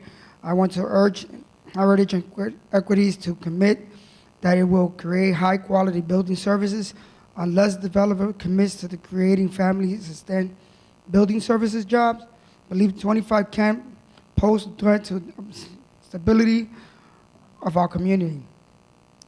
The development is part of a larger application created by 14-block enhanced business district, where projects like one proposed for 25 Kent may become more complicated, commonplace. We need to make sure that we create strong sample in this project because it will set standards for other commercial projects in the district. There is a line with what the community wants. In fact, Community Board 1 recommended that both enhanced business district and the project of 25 Kent create family-sustained prevailing wages and jobs. And as Williamsburg and Brooklyn gets more and more expensive, we need to do everything we can create the kind of high-quality jobs that will allow working people to continue to call our neighbors home. SEIU has reached out to developers many times, but to this day, the developer hasn't committed to create good quality jobs. I asked the Borough President to vote on the rezoning unless developers commit to provide good quality building services jobs, prevailing wages. The prevailing wages are industry standard rates in New York City, includes good wages for family benefits and retirement and security. 25 Kent has the Williamsburg, but only if we make sure developers commit service and community as such as possible. Thank you. Deputy Thank Attorney. you. Thank you very much, Mr. Arroyo. Could I just ask you, you live in Williamsburg? Yes, ma'am. What's your address? 125 Taylor. And so you live in Roberto Clemente or Independence. Independence? And as far as the opportunities, as far as work is concerned, along the waterfront, do you work along the waterfront in the new developments? I actually live by the waterfront. I work by Clinton Hill, down here, downtown, Okay, so you're not a 32BJ member In that on the area. new on buildings? the new building. But we have 400 members. In the last year and a half, we have 400 members that are 32 to these new buildings and these new developments that went up. Mm-hmm. I appreciate it. Thank you very much. Thank you. Alan Washington, Director of Real Estate and Planning.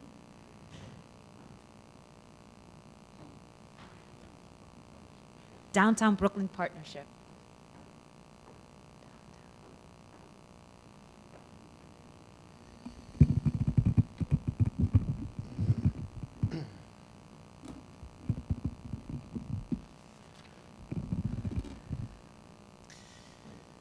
Good evening, Deputy Borough President, staff. Thank you and Borough President Adams for hosting this hearing this evening.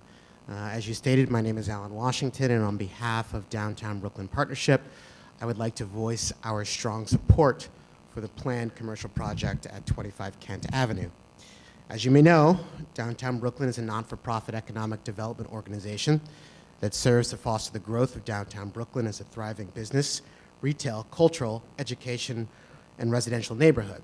But in addition, downtown Brooklyn is also part of the Brooklyn Tech Triangle, which has become a magnet for the world's pioneering, energetic, and creative entrepreneurs, and has emerged as one of the largest clusters of tech activity in New York City.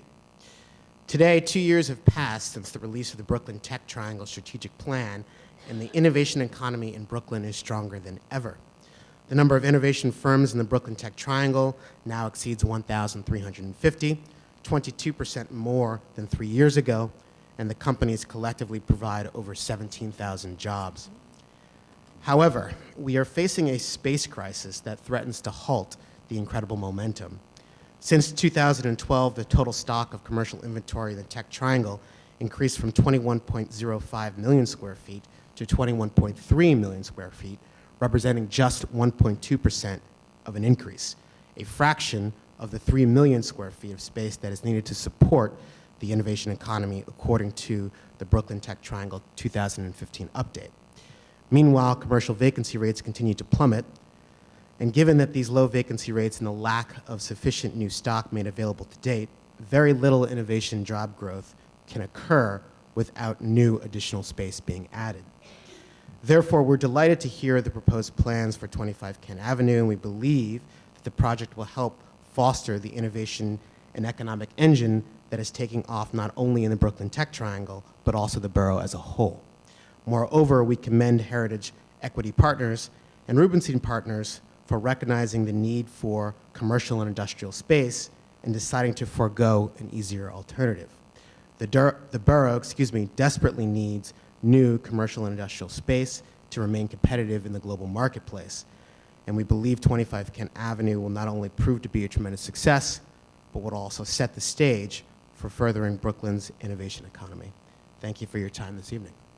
Thank you, Alan. And I just wanted to ask, in the downtown area, this was zoned a few years back as what? Through a rezoning? Downtown Brooklyn was rezoned in 2004 for additional FAR densities of either 10 or 12, depending on whether or not it was residential or commercial. The "or" being Correct. the key word. And what has been developed? For the most part, we've seen residential development. And so therefore, the "or," I would conclude, would you agree, does not work? I would say that since the rezoning, there have been a number of projects that have been announced, including 41 Flatbush Avenue, 420 Albee Square West, and a number of others that we have been told that are coming down the pipeline. So while the... In the future? Well, the 41 Flatbush and the J&B Realty of 420 Albee Square West, those are projects that are in the works. For Commercial office space. only? Yes. And so previous to that, how much commercial space was developed? Not much. Would you say 50%? I would say less than that. Would you But say 20%? I would say 15 to 20%, but I would also say that market conditions were a little different post-2004 with the 2008 recession. And I think that given that, it was hard for the commercial office projects to pencil out. I think that the conditions that we're seeing today are different, and I think that we're excited that additional commercial office space is coming down the pipeline. We'd like to see more. And as far as the downtown commercial vacancy, Yes. what is that vacancy? Right now, it's about 1.6%. So the need is great here. I think the need is great throughout Brooklyn as a whole. Of course, we'd like to see additional commercial office space in downtown Brooklyn, but if there are places in areas that are adjacent to downtown Brooklyn, such as Williamsburg or elsewhere in the Brooklyn Tech Triangle, we're supportive of additional commercial office space. And in the downtown area, is Yep. that going to include new industrial spaces? Not in downtown Brooklyn. And is there a call for that from the Downtown Alliance? As part of the Brooklyn Tech Triangle, there's a call for an additional industrial space, which would include Navy Yard, Dumbo, and downtown Brooklyn. So collectively, as the Brooklyn Tech Triangle, yes, there is call for additional industrial space. And what is undergoing as far as additional industrial space being developed?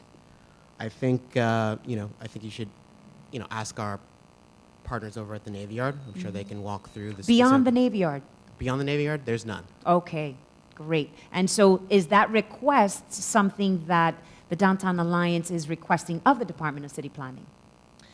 The Downtown Partnership is Downtown Partnership, I apologize. Downtown Brooklyn Partnership is asking city planning to look at commercial uses beyond just commercial office space. Not industrial? Industrial included as part of that. I shouldn't assume, though. Is it industrial and commercial, or is it just commercial? It's space to support the innovation economy, and the innovation economy also includes industrial space. But it doesn't mean that it will pay the higher market price like commercial retail. It means that, well, retail I would separate from commercial office space and industrial space. You would? Correct. Okay. It's not, retail in downtown Brooklyn is not commercial office space. It's not the same thing. But it is in elsewhere? It depends on what the individual businesses are looking for or need. Okay. I appreciate it, Alan. All right. Thank you. Thank you. Deborah Maslow from the Industrial Business Service Provider at BAC, Brooklyn Outreach Center.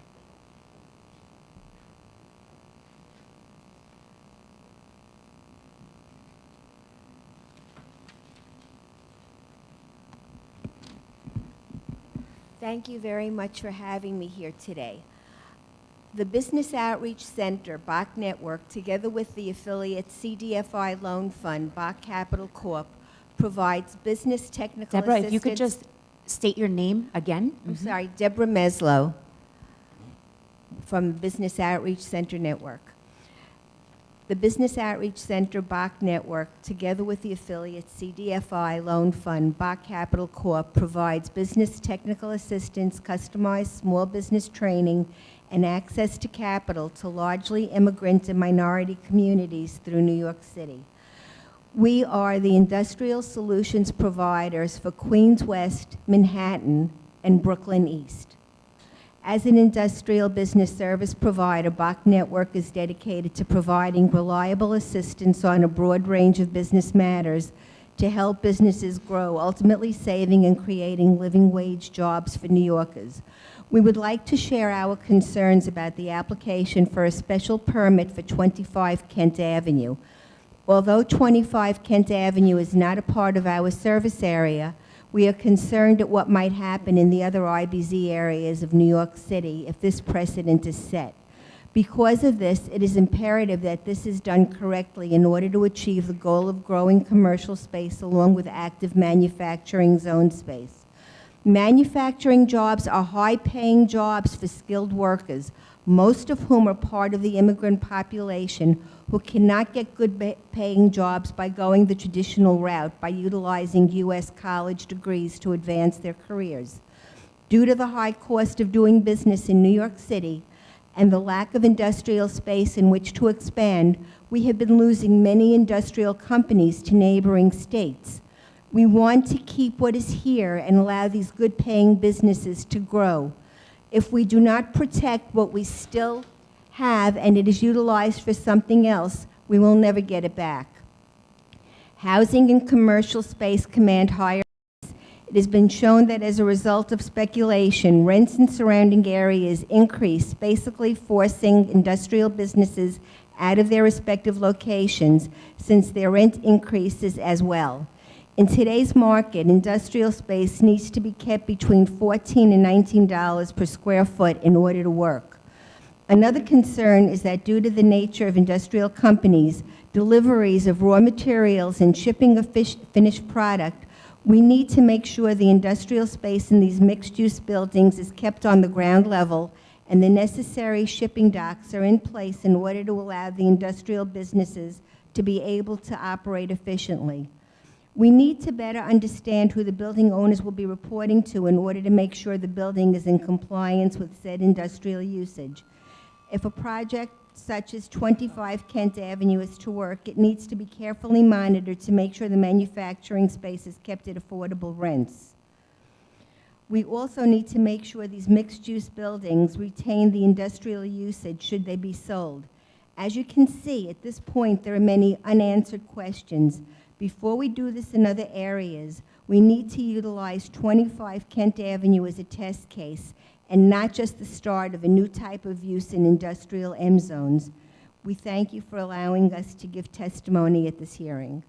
Thank you very much, Deborah. And you have been on both sides of what would be two boroughs, right? You worked within the IBZ in Long Island City, as well as what would be the Brooklyn area of East New York. And you have seen what is the demand of manufacturing industrial spaces as a growing need as businesses continue to be displaced. Absolutely. As a matter of fact, I was talking to somebody just today, and his landlord is throwing him out of his building. What building? It's in Woodside. Mm-hmm. And he said to me that they're actually moving to New Jersey because they couldn't find affordable space here. And in New Jersey, he's paying $6 a square foot. Amazing. And what is the manufacturer or industrial business in the business of? He makes, he makes components for products like powder, like face powder. They make the metal insert that the powder goes into before you put it into the plastic. I appreciate the clarity in giving that case study, and this is part of the untold story that we have to get more aware of so that we're understanding as to what the market needs, that it's not just one side of the market, but a variety of needs in the industrial sector as we continue to consider what would be mixed use. Absolutely. When we look at mixed use, we have to realize that industrial is a very niche type of industry. There are a lot of things that go on. There are deliveries at 3 o'clock in the morning. And when, if you have residential very close to it, if you have commercial, they complain. I know that several years ago in the garment district, when it was changing, an architectural company moved into a building that was in the garment district and actually started complaining to the Manhattan Chamber that it was too noisy. And they were there as of right. They were there as of right. Thank you very much, Deborah. You're welcome. Leah Archibald, Executive Director to Evergreen, the Greenpoint Williamsburg IBZ, and the North Brooklyn IBZ. Hello. Thanks so much for allowing me to speak. My name's Leah Archibald, and I'm the Executive Director of Evergreen. We're the local development corporation that works with businesses in industrial North Brooklyn. We do our work to help these businesses grow so that we can keep high-quality working-class jobs here in our community. Tonight, the Borough President is considering not just 25 Kent, but this big proposed zoning text amendment that creates an enhanced business district for the southern 14 blocks of the Greenpoint Williamsburg Industrial Business Zone. I think it's, as Deputy Borough President Reyna pointed out, that 14 blocks is a lot. As you can see, it's essentially almost the entirety of that industrial business zone. So obviously it's a big deal for our community, but we should also keep our eye on the fact that once the zoning text amendment is written, it can actually be mapped anywhere else that meets its parameters. So a developer could have a piece of property in another neighborhood, like Gowanus, for example, and put through a ULURP application and ask to have it mapped there. So we think this is really important, not just because of the effect it's going to have in our community, but because of the ramifications citywide. It sets the stage. It's, yeah. So it's you know, that's why we're here at all these meetings, saying essentially the same thing that I'm going to say again tonight. You know, obviously, we're supportive of the mixed industrial commercial use concept, and we believe that if it's done correctly, it will limit the loss of manufacturing space while incentivizing the construction of additional commercial space. So, you know, conceptually, we think this is really valuable, but like anything, the devil is in the details, and, you know, we still have a handful of concerns. Obviously, you know, the location of the manufacturing space, the affordability of the manufacturing space is a big deal. The enforcement of the uses, the ongoing monitoring, and then, you know, finally, as was pointed out earlier, the fact that there are so many businesses that are outside of this 14-block area that would really like some sort of a tool to increase their FAR as of right, or with an easier special permit that doesn't require a ULURP. I'll hand in my remarks in more detail, but, you know, I want to say that, you know, we think Community Board 1's recommendations do a really nice job of suggesting a workable solution that address the concerns about affordability, enforcement, and the monitoring. And, you know, we think that it was well thought out by the community and well considered, and, you know, I'd encourage you to take seriously Community Board 1's recommendations. So as far as Evergreen, thank you, Leah. As far as Evergreen is concerned, you are in support of 14 blocks being a special permit? We are in support of the concept of mixed commercial and industrial use. I mean, as a pilot area, we think this is huge, right? And we've got a good actor here tonight, right? So we've got folks that have been working with the community that you could trust. But, like, you know, anybody can, we could have bad actors applying in this area. You know, I wouldn't put us on record as supportive of a 14-block district. Do you support the 25 Kent Avenue mixed use as a concept to study as part of the continuation of studying Right, what is like an as outstanding study? Right, as a pilot program, sure. I think that, you know, folks would be all right with that. And were you part of the discussions and the analysis for a 14-block span to be a application for a special permit designation? No, we weren't involved in the front end of this, more the back end. So your input as the representative of the industrial park, this is the industrial park That's that you are a service provider for, were never asked for your input as to business needs here? Landlord needs. With regard to this proposal, we speak with city planning on a number of issues with great frequency, but prior to the release of the certification of this, you know, we weren't consulted, you know, for the. Right. Thank but you very we much. do speak with them on an ongoing basis about all sorts of things. I don't doubt, because that is your role as the service provider. Talking to everybody. Correct, and especially the agencies whose jurisdiction it is to do a number of actions that can change the face of how we do business in the city of New York. And the more we continue to rezone and reclassify spaces, the more we polarize what is the opportunity for businesses to stay in the city of New York, specifically to manufacturing industrial, which is not the same as innovation. And innovation has a place and a time, and we have to understand what that means. Advanced manufacturing is also an up-and-coming need. And how are we going to master where to place advanced manufacturing?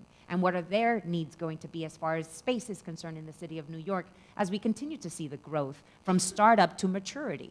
And so these are the factors that we're not taking into consideration, that we're not studying, because we really don't understand. Thank you, Leah. Thanks. Rich Mazer, Executive Director of North Brooklyn Development Corporation. Thank you.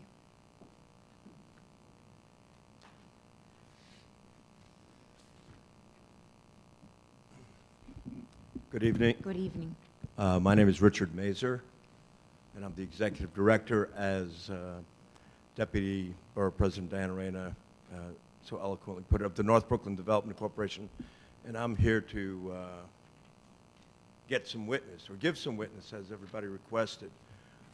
I come at this from an historical perspective. As North Brooklyn, we, of course, were big advocates of maintaining industrial zones. We created the Greenpoint Manufacturing and Design Center in 1992.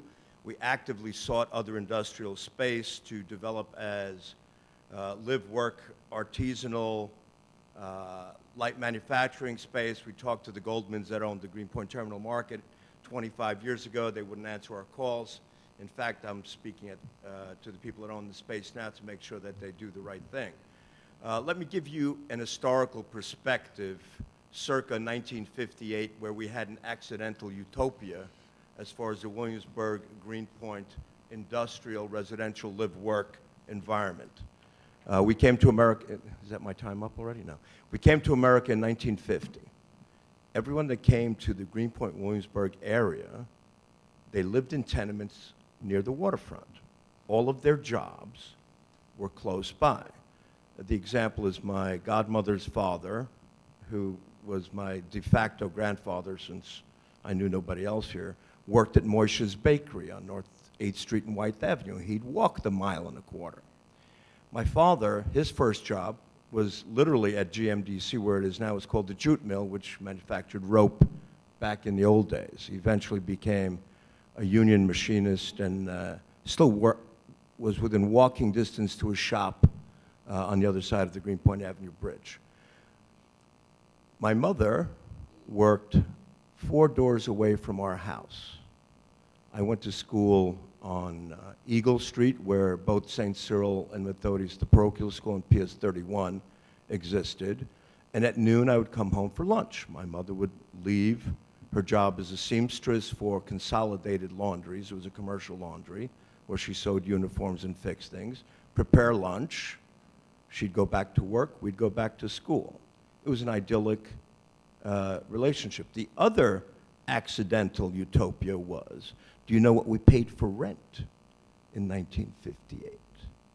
We paid $30 a month for a 4-room railroad room apartment. Now that same apartment costs $3,000 a month, which is a 10,000% increase. I don't know if the salaries increased 10,000%, but what we're still looking for is a place where you can live and work, walk to work, get a salary that you can afford. When I saw this project, I said, look, they're going to create manufacturing, industry, commerce, possibly with jobs that aren't below minimum wage. It's not McDonald's, Burger King, or whatever. You know, it's either light industry or internet or something that's in the trades, and you're not going to destroy the environment anymore. The other side of it is, and we have to do this, is part of that whole live-work environment is making sure that we have that great open space, because guess what's right across the street? Bushwick Inlet. If we don't get that park, none of this exists in the utopia that we can actually create a plan that actually works, where we create jobs, where people can walk to work, they can earn a decent living wage, where they can afford to live in the area. So we need to continue the fight to build affordable housing, create jobs, and as far as seeing what kind of jobs and who they go to, North Brooklyn, we do have an employment service. I would like to be a filter for who gets the jobs in those buildings, and I would lead our neighbors into those functioning employment jobs at the new site. I'm for it. You build it, they will come. It's a private enterprise. There are other details that other people can work out, but that's just my perspective, and that's why I support the project. Thank you. Thank you very much. Steve Chesler, Greenpoint, Friends of Bushwick Inlet Park.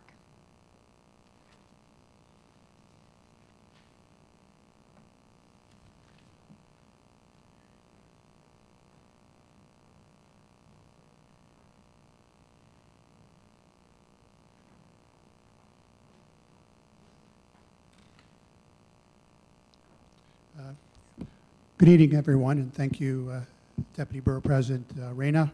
And yes, I'm Steve Chesler, and I'm the co-chair of Friends of Bushwick Inlet Park, and I'm here with my co-chair, Catherine Thompson, and one of the founders, Trina McKeever. And yeah, we have an essential big problem with both the special permit and the broader text amendment for the IBZ. In 2005, the City of New York approved the rezoning of 185 blocks on the Greenpoint and Williamsburg waterfront. This rezoning, which was enacted over the objection of Community Board 1 and many community groups, came with promises for new open space, new affordable housing, and other improvements. The central promise for open space was the creation of a 27 Bushwick Inlet Park on the East River, which we gratefully acknowledge the support of Deputy Borough President Reyna and President Eric Adams. Tragically, with all the new development that has happened, we now have less open space per person than we did a decade ago. Until Bushwick Inlet Park is built, that number will not get any better. But we shouldn't make it any worse by continuing allowing rezonings and special permits in our community. Friends of Bushwick Inlet Park believes that this tax amendment will bring even more people into our park-deprived waterfront. As part of the 25-year planning process, Community Board 1 has endorsed the design and scope of the entire Bushwick Inlet Park as passive and active open space and fully supports the goals of the Greenpoint Modern Museum to create a museum on their property in Bushwick Inlet. To date, the city has failed to acquire a significant parcel of the land in the center, which should be Bushwick Inlet Park, the 7.5-acre city storage property located between North 10th and North 12th Streets. Without this parcel, continuous park cannot be built. And this is a park that President Eric Adams recently called on the city to be one of the major priorities in terms of the budget in the upcoming fiscal year. Friends of Bushwick Inlet Park is shocked at the City Planning Commission's audacity to propose new rezoning text amendments for Greenpoint Williamsburg before fulfilling its commitments for the 2005 rezoning. This proposal would potentially spur more density, more impact on what little waterfront open space that we do have, and would bring more benefits to developers at the expense of the community. Friends of Bushwick Inlet Park calls for a moratorium on any discretionary land use actions, rezonings, text amendments, special permits, and variances for Greenpoint Williamsburg until the city lives up to its promise of the 2005 rezoning and to the people of CB1, Brooklyn, and New York City, and acquire the city storage site, the last but central piece of Bushwick Inlet Park, as expeditiously as possible through eminent domain or other means. Friends of Bushwick Inlet Park believes that the City of New York should not breach the public trust in this matter as it adversely affects the credibility to advance land use changes here in Greenpoint Williamsburg as well as other parts of the city. Thank you. Perfect timing. Thank you very much, Steve. And we understand all the work that you are organizing around to make sure that the fulfillment of the points of agreement of Bushwick Inlet Park continue. We have one site left that is of crucial importance to completing what would be packaging this one developable open space on behalf of the City of New York. And Borough President Adams and I are committed to that. Thank you. Adam Perlmutter, Chair of Open Space Alliance.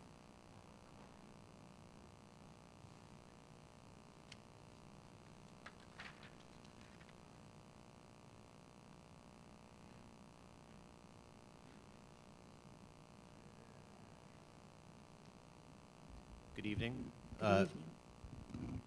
Deputy Borough President Reyna and staff, Richard. I'm just here today to just make a few comments about the proposal in the application. You know, as a resident of North Brooklyn who lives close to the 14-block area, I'm very concerned with the amount of entertainment and hotel uses that have popped up in the area. It's created enormous amounts of traffic density that has really had a very, very adverse impact on the neighborhood. That traffic impact occurs really, in the evenings, in the afternoons, in the mornings, and it's really quite something and stunning to see. The other thing too is my sense is that when we envisioned the IBZ in 2005, we didn't envision these uses being coming into the IBZ, these hotel and They were entertainment part of the uses. text amendment. They were. I understand that, but I think that I really think that they've that now that they've arrived, they've had an adverse impact that has not really enhanced the IBZ at all. That's why we were calling for changes to the use groups then. Absolutely, Mhm. absolutely, and we were right then, and I think that this is a step in the right direction now because it is addressing something that we've been asking for a long time. I've often said that land use is always like fighting the last war, Mhm. and this was something that we raised then. The other concern is that the IBZ, I don't think has really succeeded in maintaining and preserving manufacturing space because of the use groups, and I think that this is a step in the right direction. Whether this is the right answer or not is something that we'll see, and that's why we have a process to go through. But I wanted to speak about one thing in particular. I see I have about a minute left, and that's that what I note about all of the development that's happened and its impact on North Brooklyn and on other communities is that we agree to go down this road of really massive development and massive changes, and the city benefits enormously from it in the form of enhanced property values and enhanced property taxes. It was said at the community board hearing on this application that the 25 Kent project will generate somewhere between $70 and $95 million in property tax revenues. The inability of the city to have a mechanism for our community to capture those enormous amounts of property tax revenues for building essential infrastructure in our community that was promised to us in the 2005 rezoning is unconscionable. So I would just ask that if this does go forward, that there be very serious discussion about capturing that revenue for that purpose. Thank you.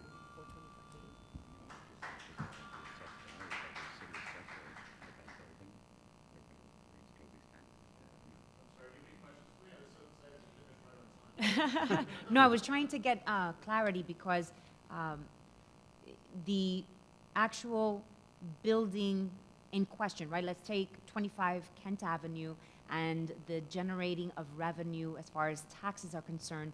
I'd imagine that there will be opportunities for what would be passed on savings to leases, tenants that will qualify for what would be benefits through the ICAP program, through the perhaps the IBZ program. And so is that being factored into what you had mentioned regarding the $80 to $95 million in revenue? I don't know. All I Okay. know is that that was stated by Council for Developer at the community board level, that Right. was the projected property tax revenue. Mhm. I would also say, in one of And that's within the 14 block? that's for that for Just that, one just building. for that one project. Mhm. So if you scale it up to 14 blocks, the amount of revenue Mhm. is very significant.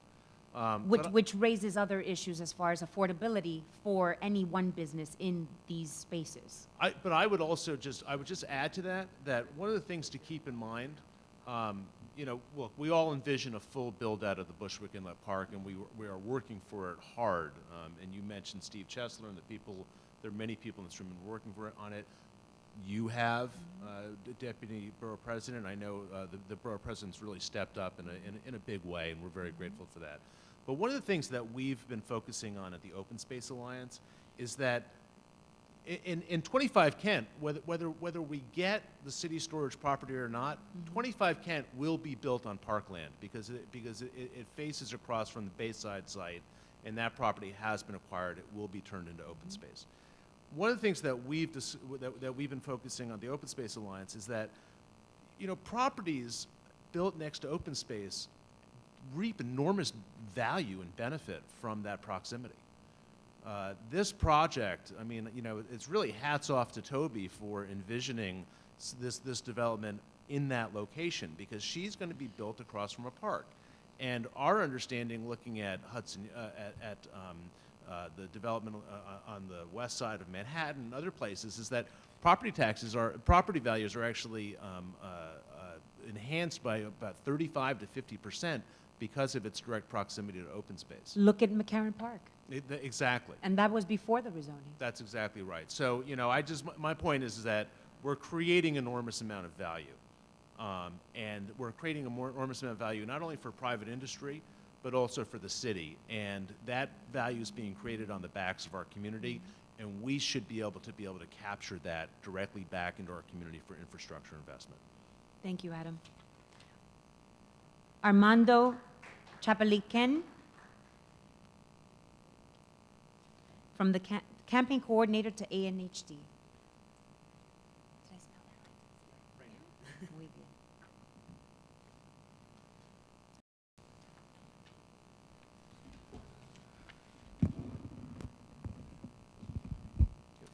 I'll just hold this.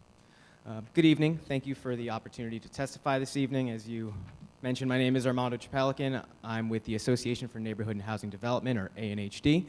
And we're here to talk a little bit about 25 Kent, but also the broader zoning text amendment and the ramifications that it has for the wider industrial policy for the city. I apologize, some of this is actually some of the points that the Deputy Borough President brought up very eloquently during the Q&A earlier. But I really do want to reiterate a lot of these points because the fact is that while half the conversation, I guess, on this proposal is on 25 Kent Avenue, the fact is that the zoning text amendment can be replicated in any other part of the city. Granted, there would be a separate ULURP process for all of that. But I want to focus specifically on the fact that the community board voted this down with a number of different recommendations. And I'd like to highlight a couple of those recommendations because they are very significant and they are indicative of the larger problems that the zoning text amendment has. The first and probably most significant point that was brought up was the fact that the ratios themselves, if they're going to be meant to spurring and aiding additional industrial manufacturing jobs, then 0.8 out of 4.8 FAR just doesn't seem to really do that. It's only about 17% of the entire building, and the fact that that's the ratio that you're looking at within an industrial business zone does not bode very well for other parts of the city, whether it's an industrial business zone or outside of an industrial business zone. And while the argument can be made that that ratio can be changed later on, as the Deputy Borough President rightfully pointed out, this sets the stage. This sets the stage for other rezonings and other enhanced business areas. Looking at the other issues of enforcement and affordability, there's no additional language written into this proposal that creates new enforcement mechanisms to make sure that the breakdown of the building in terms of having your enhanced business uses, your incentive uses, and your as-of-right uses, there's no new mechanism that is established that's going to ensure those uses, which is a significant problem because if you're looking at the fact that you want to make sure that industrial manufacturing businesses are using specific spaces, you need to make sure that those spaces are actually being used for those purposes once the project is actually complete. On a related note, affordability came up at the community board. It should come up here as well because the fact is that industrial manufacturing businesses need to make sure they can actually afford the spaces that are set aside for them. One of the ingenious components of the recommendations that came out of the community board was in recommending partnership with nonprofit mission-driven developers. That takes care of two problems in terms of the enforcement and in terms of the affordability. If you have a nonprofit mission-driven developer working on that space and working with the businesses, they already have a connection to the businesses in the neighborhood, but also their mission compels them to ensure that the use is going towards industrial manufacturing businesses. So all of that being said, we look forward to working with the Borough President's Office on this proposal, and we look forward to any questions you may have. Thank you. Thank you very much, Armando. Could I ask, as far as the proposal that ANHD would recommend as an alternative, considering the FAR, to increase what would be from a 17% enhanced business area to what? I'd say that's a really tricky question to answer. I know that Pratt Center, and they're going to be giving some testimony later on as well. They talk about what's going on in San Francisco, where they talk about 33%. One of the tricky things with this specific proposal is we're not sure of how the financial breakdown comes in terms of how much commercial you need to essentially subsidize the industrial manufacturing. We don't know what those numbers are. So in terms of what it needs to be in this specific neighborhood, maybe it's 17%. We're not really sure, but it And most no like- one has that?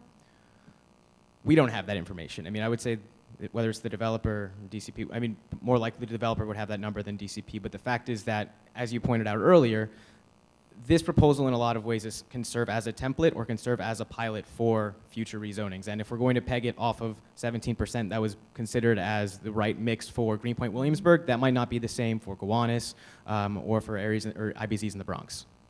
Do you believe this is the appropriate percentage in this area? Without having looked at the numbers, and I couldn't make a recommendation about what the correct percentage should be, but I think it should be higher, especially when you consider the fact that the 14 blocks is called an enhanced business area, but the predominant use for any developments there would be incentive uses. Incentive or the as-of-right uses, whereas, again, the business enhancing use is only 17%. And taking into account, right, the Acme smoked fish, my favorite example, which is up north, would be one particular business that right now has a lot of residential pressure for how could you have that smell coming out of your factory, as opposed to recognizing that it was there before the residential. Right. The issue of understanding that that particular use will now be a competing use as opposed to building around it what is complementary uses to a business like Acme Smoked Fish, which Right. we want in the neighborhood. Yeah, and I think which has a retail component to it as well. Right. I think one of the things that it's included in my testimony, in the written testimony, but I think that an important point that is kind of being danced around here isn't really being specifically addressed, the fact that the mayor came out with his industrial action plan last fall. And there's a number of really good recommendations in there, whether it has to do with making sure there's no hotels or big box storage or residential in the IBZs. This proposal isn't advancing those things.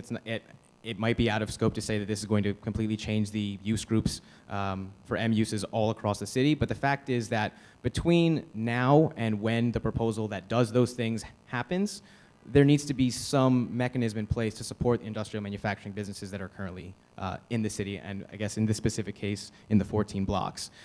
So what we want to make sure, or from ANHD's angle, we want to make sure that that support is feasible through this proposal. And so you support a 14-block special permit that provides an enhanced business area, just not at 17%. Well, I think there's a number of issues. I mean, if we move the ratio question aside for a second, again, the enforcement issue is still there in terms of how are you going to enforce these uses? What are the rents going to be in the enhanced business use areas? The other issue that's been brought up by Evergreen, and we're not specifically going to get involved into the intense localities of, but we can see this happening in other places, is if you map out this 14 blocks or whatever blocks it's going to be in another part of the city, there's going to potentially be other industrial manufacturing businesses that also want to increase their density, but for a number of reasons can't do so. Did ANHD by any chance take into account what potential displacement can happen from this particular proposal? I think that's one of the reasons why we're here specifically. I mean, we want to make sure that industrial manufacturing businesses aren't getting displaced. I think that, especially given the points that were brought up in the Engines of Opportunity report, we want to make sure that we're supporting industrial manufacturing businesses and not displacing folks.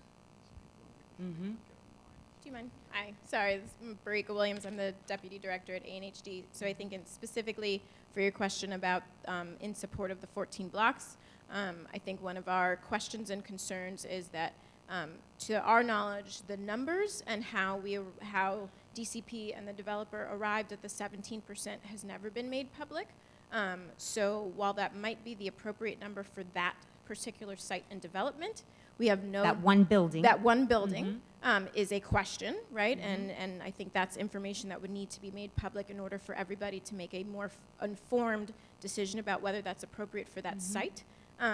Absent any broader analysis, there would be be deeply concerned about applying that ratio then to another 14 blocks, and would consider it absolutely problematic to then take that ratio specific to Williamsburg, specific to this one site, and then apply it potentially in other neighborhoods, in other cities. Or and within 14 blocks. Or within the 14 blocks, all of which might have different real estate markets, right? You can think about an individual building that bought 1 year ago versus somebody who bought 15 years ago, having very different acquisition prices and may not be able to sort of have that same ratio. And that was, I mean, normally we see sort of broader study and analysis when DCP and when the city proposes these things, and to the best of our knowledge, that did not take place. And we will count on the city council to review number of revoked CFOs within DOB to understand a true analysis of enforcement and a true analysis as to what would be a special permit for mixed use, being the potential as the mechanism for industrial manufacturing, enhancement of anything, whether that's square footage or protection. Right. I think the other thing that we have in the written testimony is understanding that this is actually how we started with MX as well, with the mixed residential and commercial, was as a single district and is now something that is found citywide and was really the backdoor for rezoning from industrial to residential and was not originally intended as sort of this full citywide scope. And so making sure that this is not the beginning of a landslide. tide, yes. Right, exactly. I appreciate you recognizing that, having lived through that. Thank you very much. Thank you. Our next witness will be Anthony Argento.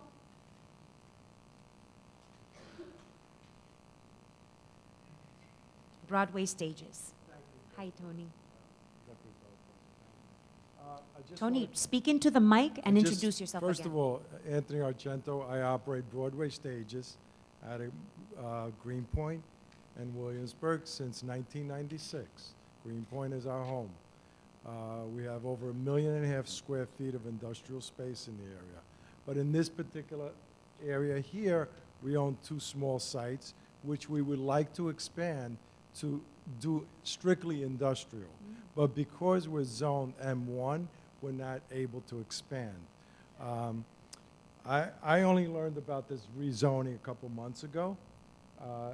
I was really surprised that they're going to rezone a 14-block area of the IBIZ zone, and city planning did not go to any of the local existing businesses to ask them what they would like to see happen to enhance their businesses in that particular area.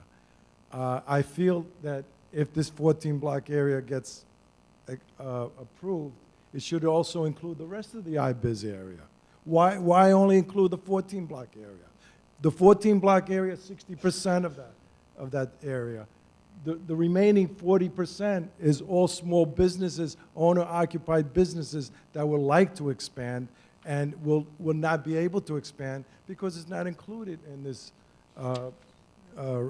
city planning rezoning language.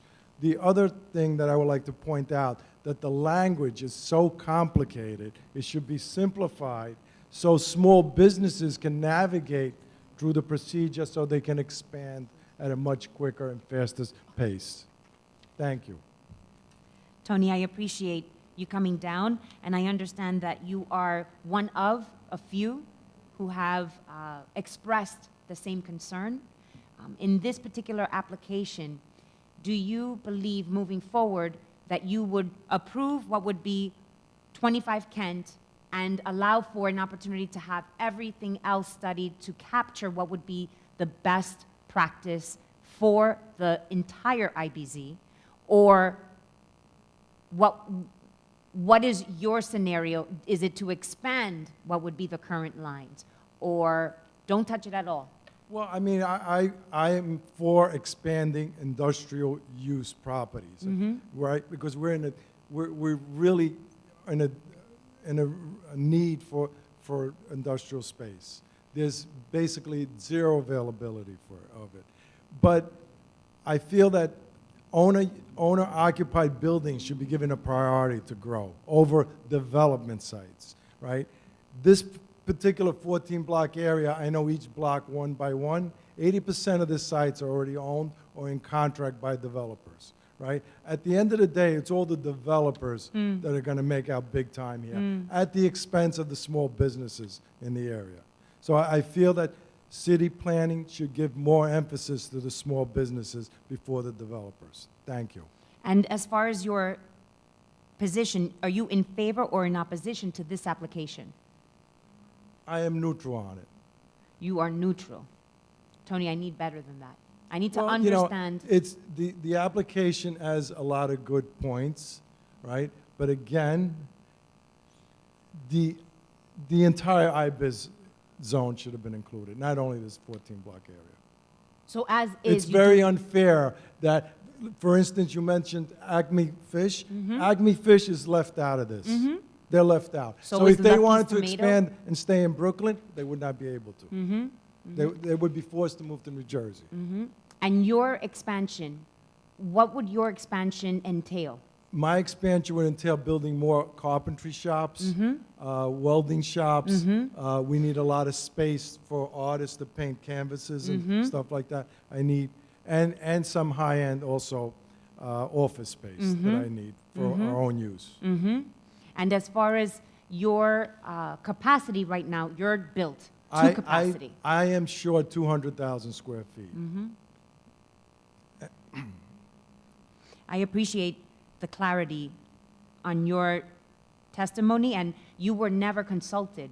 I was only consulted about 2 months ago by city planning, but for 3 years, Right. this has been going on 3 years. We were, not I or any of my neighbors were ever reached out to see what we need. And you're a member of Evergreen? Sure, I'm a member of Evergreen. I'm also a member of the North Brooklyn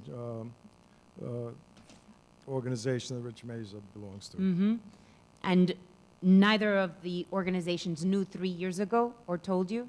I only learned about this application about 2 months ago. Well, thank you very much. Thank you so much for I listening. appreciate it. Is it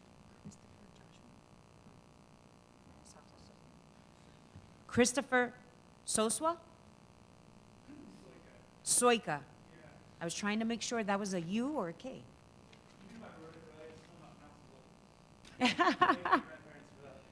It's a lovely name, Soika. Hi. Creative Director at Yes. Yes. So is this really loud? Heritage Equity. On behalf of. Okay. Yeah, not at. So thanks for letting me talk. I've not done this before. About 6 years ago, I opened a business in East Williamsburg with my business partner, 2 of us. And we had a hell of a time finding a place to be, but we opened up in a single room. And it's a creative marketing agency. And the theory was pretty simple, right? We could have opened, everyone wanted to be on Madison Avenue. That's where you're supposed to be, right, if you're in advertising. We figured let's open in Brooklyn, right where the people that actually will work for us live. And it worked out incredibly well. The talent that we were able to find that live, I mean, literally within blocks of where our office is today, has helped us grow from 2 folks to 70 plus folks, independent, over the course of a little less than 6 years. And so I'm speaking on behalf of 25 Kent specifically because that sort of journey to go to figure out how to expand, to figure out where to go and where to be for us. And we're, I would say, more on the high-end office space, but with lighter manufacturing is kind of like where we're headed, right? A lot of creative computer work that leads to 3D printing and laser cutting and production work. The project seemed to exactly mirror what I wish we could have had years ago. I mean, I'm kind of got like chalk on me because we're working on building out our space, and it would have been amazing had we had a place that was flexible that we could grow into, that would be able to sort of meet our needs. And it took years to get clients to not just expect us to build websites, but to trust us to make, a physical thing, and then to make that physical thing, and then put it in installation or use it in photography. All of that took many, many years, and we needed the flexibility to move around. It was a toll on our team to figure out how to grow in order to be able to do that, and it's led to probably a lot of lost opportunity and money and, dare I say, stress. And so I love what the concept represents without taking too much of a stand compared to all the advocacy groups here and experts on what is the right amount of percentages back and forth.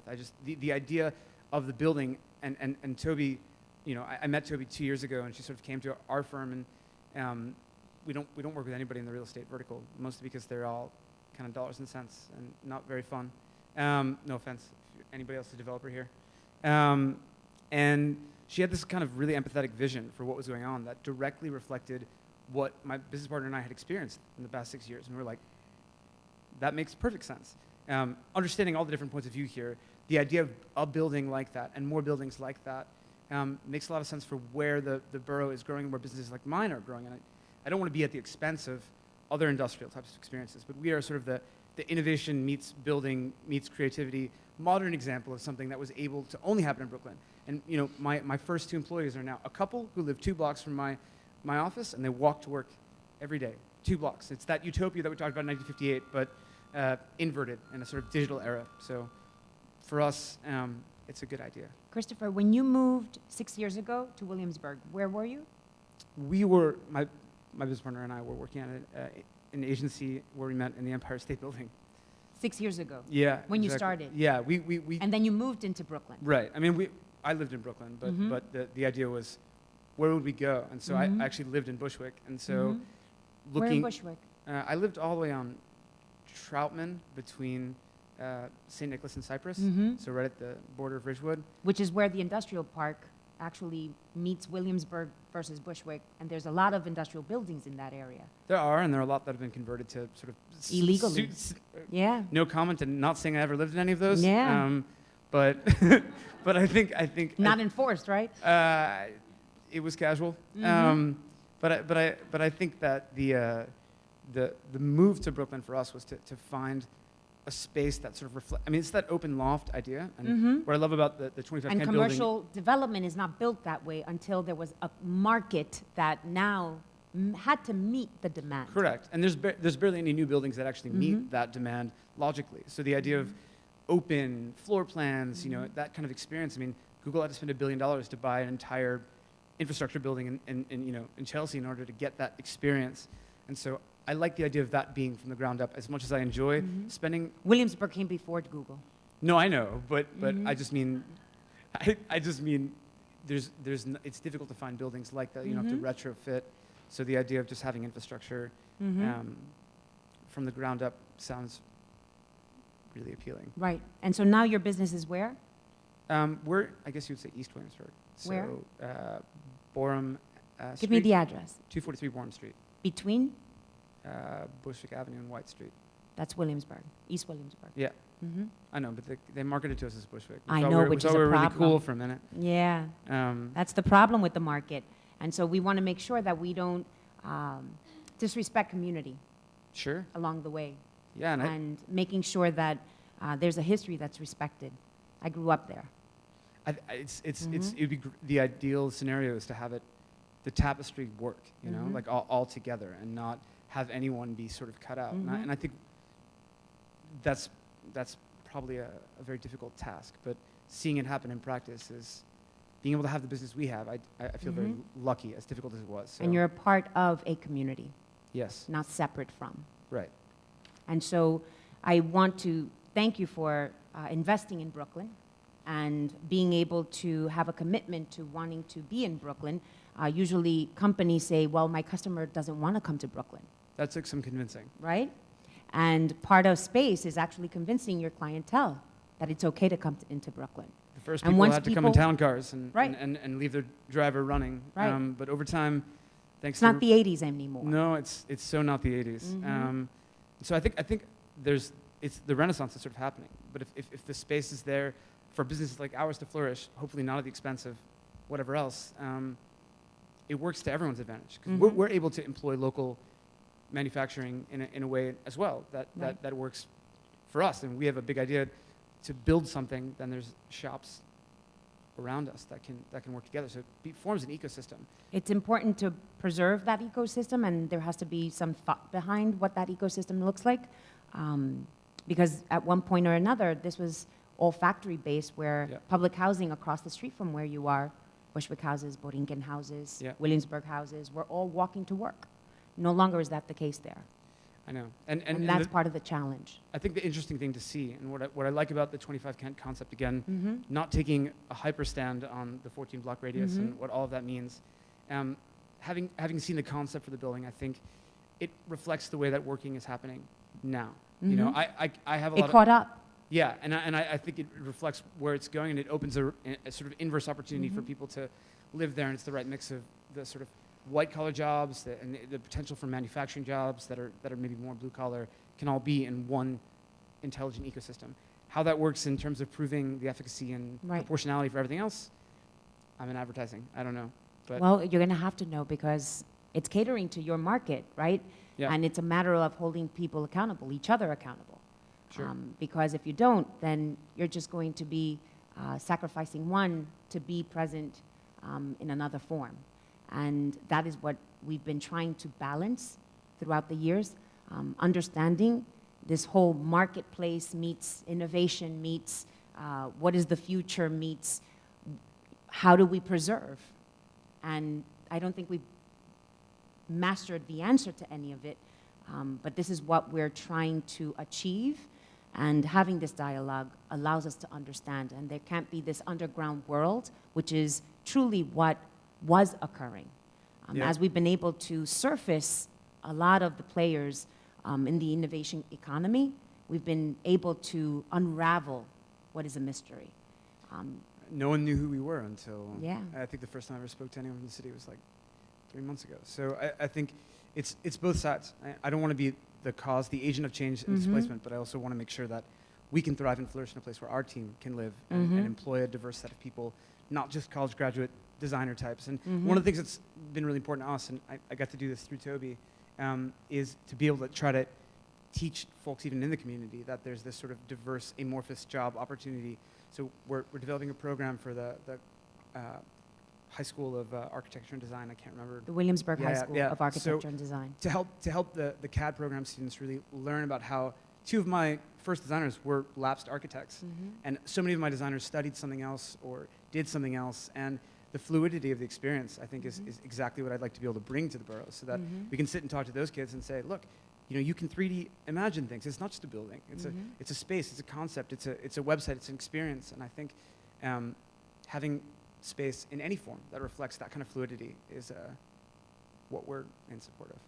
And it also opens the door for an inclusion to the innovation economy, to the Yeah. local residents. It shouldn't be a wall. I mean, that's the worst thing in the Correct. world, right? It should Correct.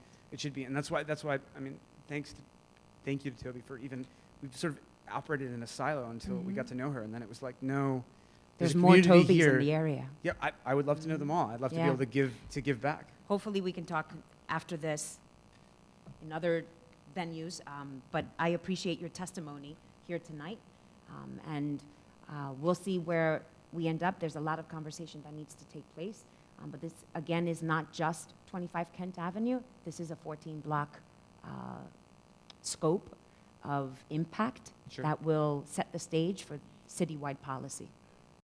Probably Thank above you. my pay grade, but I appreciate the time to talk about. You're a at least our citizen point of the view. city. It's not above your pay grade. You pay. True. Thank you. Thank you. Tana Kumar, did I say that correctly? From Pratt Center. Hi. Thank you so much for the opportunity to testify this evening. I believe I'm the last one, so I will try to go as fast as possible. And not You're going keep to you lose here- your audience. Yeah, and not keep you here much past 9 o'clock. So my name is Tanu Kumar, and I'm a senior planner at the Pratt Center for Community Development. Pratt Center works in partnership with communities, businesses, and policymakers to build a more equitable and sustainable city. Although city planning has promoted the proposed business areas as a strategy to create more industrial space, it is so deeply flawed that we believe that it will actually have a negative impact on industrial users in this area, and if replicated, will potentially destabilize other industrial areas. We would urge the Borough President to vote against this proposal, as did the Community Board, unless it is modified in critical ways. First, we believe that there is too little production space created in exchange for permission for the developer to create office space. That's something that has been talked about throughout this evening. The development of new industrial space, as we know, is not financially feasible without subsidy, and a cross-subsidy with office space is a viable strategy in some instances. Deputy Borough President Rena brought up the San Francisco model, and we actually have studied that quite a bit. And we believe that San Francisco, which has a very similar real estate market and is in the process of, or actually has just approved a very similar special permit, actually, in that scenario, that project gets twice as much production space as does this project in New York City. And as Armando mentioned, in New York, we're getting 17%. In San Francisco, that's 33%. During the community board hearing, DCP said that they did not do any financial analysis to determine how much subsidy was necessary, but instead relied on the developer's proposal for this. And we haven't seen those numbers as of yet. Second, there's no enforcement mechanism to ensure that developers fulfill their commitment to provide manufacturing space. The existing and historically unsuccessful DOB complaint-driven inspection and violation process will allow developers to ignore the zoning and treat the minimal fines as a cost of doing business, or keep the property vacant and file for a variance. We would certainly welcome the review of enforcement that you spoke about earlier. To ensure that the space is kept affordable and used for production, ownership should also be transferred to a nonprofit, mission-driven organization such as Evergreen or the Greenpoint Manufacturing and Design Center. In San Francisco, nonprofit ownership was negotiated through their special permit process. As a result, the developer is actually selling the space at cost to an organization called Place Made, which is a nonprofit that was launched with assistance from the Greenpoint Manufacturing Design Center. And the developer will donate the land, which is valued at $5 million. Apologies. Third, for more than 10 years, this community and other industrial advocates has sought to strengthen its manufacturing businesses by closing the loopholes in the zoning, which allows large-scale entertainment, retail, and other non-industrial uses in industrial areas. The mayor said he would do this during his campaign, and he reiterated that last November.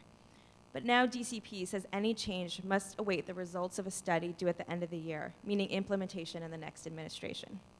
It is fundamentally unfair to stymie the community's efforts while the developer's proposal moves forward without any study.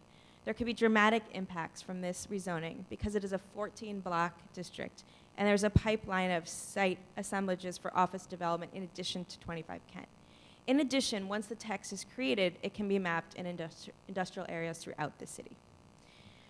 So we believe, in closing, that DCP's proposal to create an enhanced business area in this 14-block district should be denied unless it is modified according to this community board's conditions. Thank you. Thank you so much. I appreciate the testimony. And as far as the proposed enhanced business area, the percentage that you quoted as far as San Francisco is concerned, and I hate to compare San Francisco to New York City, like that to me does not solve our problems. I agree. What is Pratt's analysis, if any, was conducted to what would be best practices, bottom line, and what incentives, considering that this proposal does not have any incentives to go beyond 17%, would Pratt Center suggest to truly enhance a business area? Yeah, I mean, it's very difficult for us to do an analysis or projection because we don't really have the numbers. We cannot do a financial analysis without the base numbers in this area. However, we do believe a 0.8 FAR use of a space of a 4.0 FAR total building. So it's actually not creating the ratio of incentive use of enhanced business uses or manufacturing industrial uses that actually mirrors the needs and demands of users in this area. And if you look at the density of jobs and the ratio of industrial manufacturing uses within this IBZ, you'll see that there is very little vacancy and very strong demand for this type of space. So, you know, that being said, I don't have the specific numbers yet. It's something we would like to do, and we've actually we are actually hoping to get those numbers so that we can do that analysis. Mm-hmm.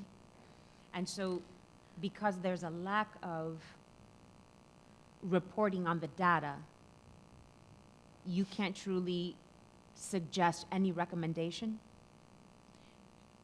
We can suggest that, yeah, so our recommendation at this point is that this proposal should actually be voted no until that study is actually made available. So right now, DCP is actually doing a study of the entire North Brooklyn area, and we don't have the conclusions of that study. So if that study is intended to create a policy framework and a set of proposals for the entire IBZ, we believe that we should not move forward on any proposals related to an area as big as 14 blocks without seeing the conclusions of that study. We don't understand why this would precede that. The timing just doesn't make sense. Mm-hmm.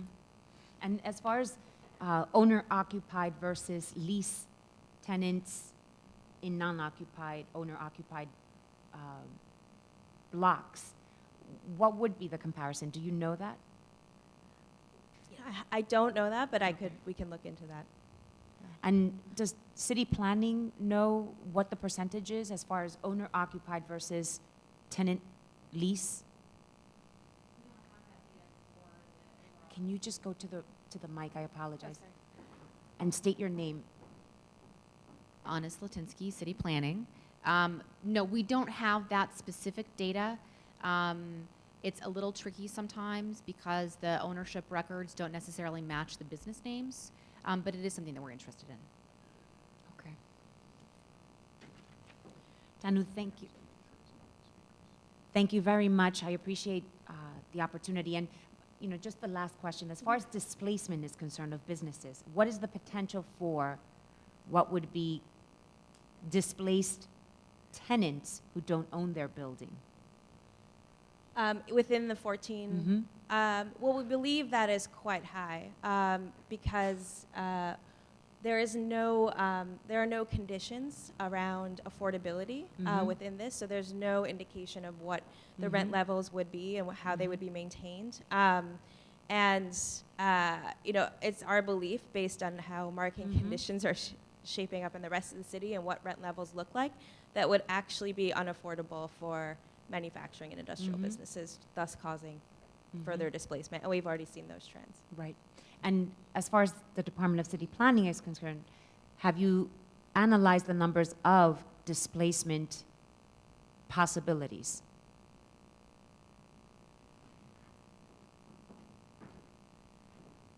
Honest Latinsky. So the environmental review related to this proposal took what's called a conceptual analysis approach for the 14 block area.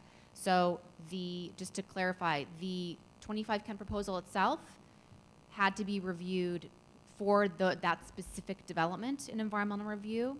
The 14 block area, because any development would itself need to go through a separate environmental review process in order to secure the approval through ULURP, that was a conceptual review, and that review is more high level. So the question of displacement was not a detailed analysis of displacement as part of that environmental review for this proposal, because the potential to displace is predicated on a separate discretionary approval for each special permit that would be obtained through the text. For each individual That's right. owner. So any property, like 25 Kent is going through the approval process now, any other property, any other developer in this 14 block area has to come through ULURP, has to do a full environmental review in order to build under this text. That's why we believe this is appropriate. It is a very narrow, very targeted tool that is proposed to be used with very specific commitments by the applicant for 25 Kent. Should any other property owner want to pursue similar development, they would also be subject to the very same scrutiny that this applicant is undergoing right now. And that's why we believe this narrow approach is appropriate at this time, as the city is taking all of these questions that have been posed right now during this hearing very seriously and subjecting them to real scrutiny. Thank you very much.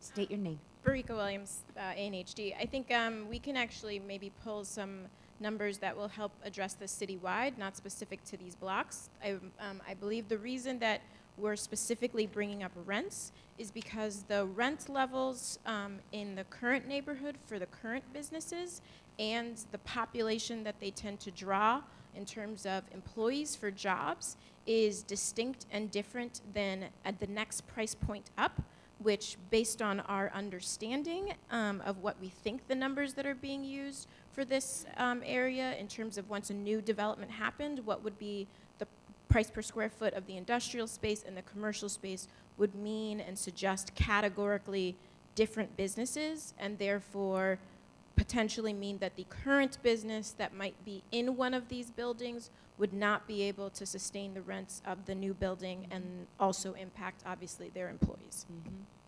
Thank you very much. Thank you.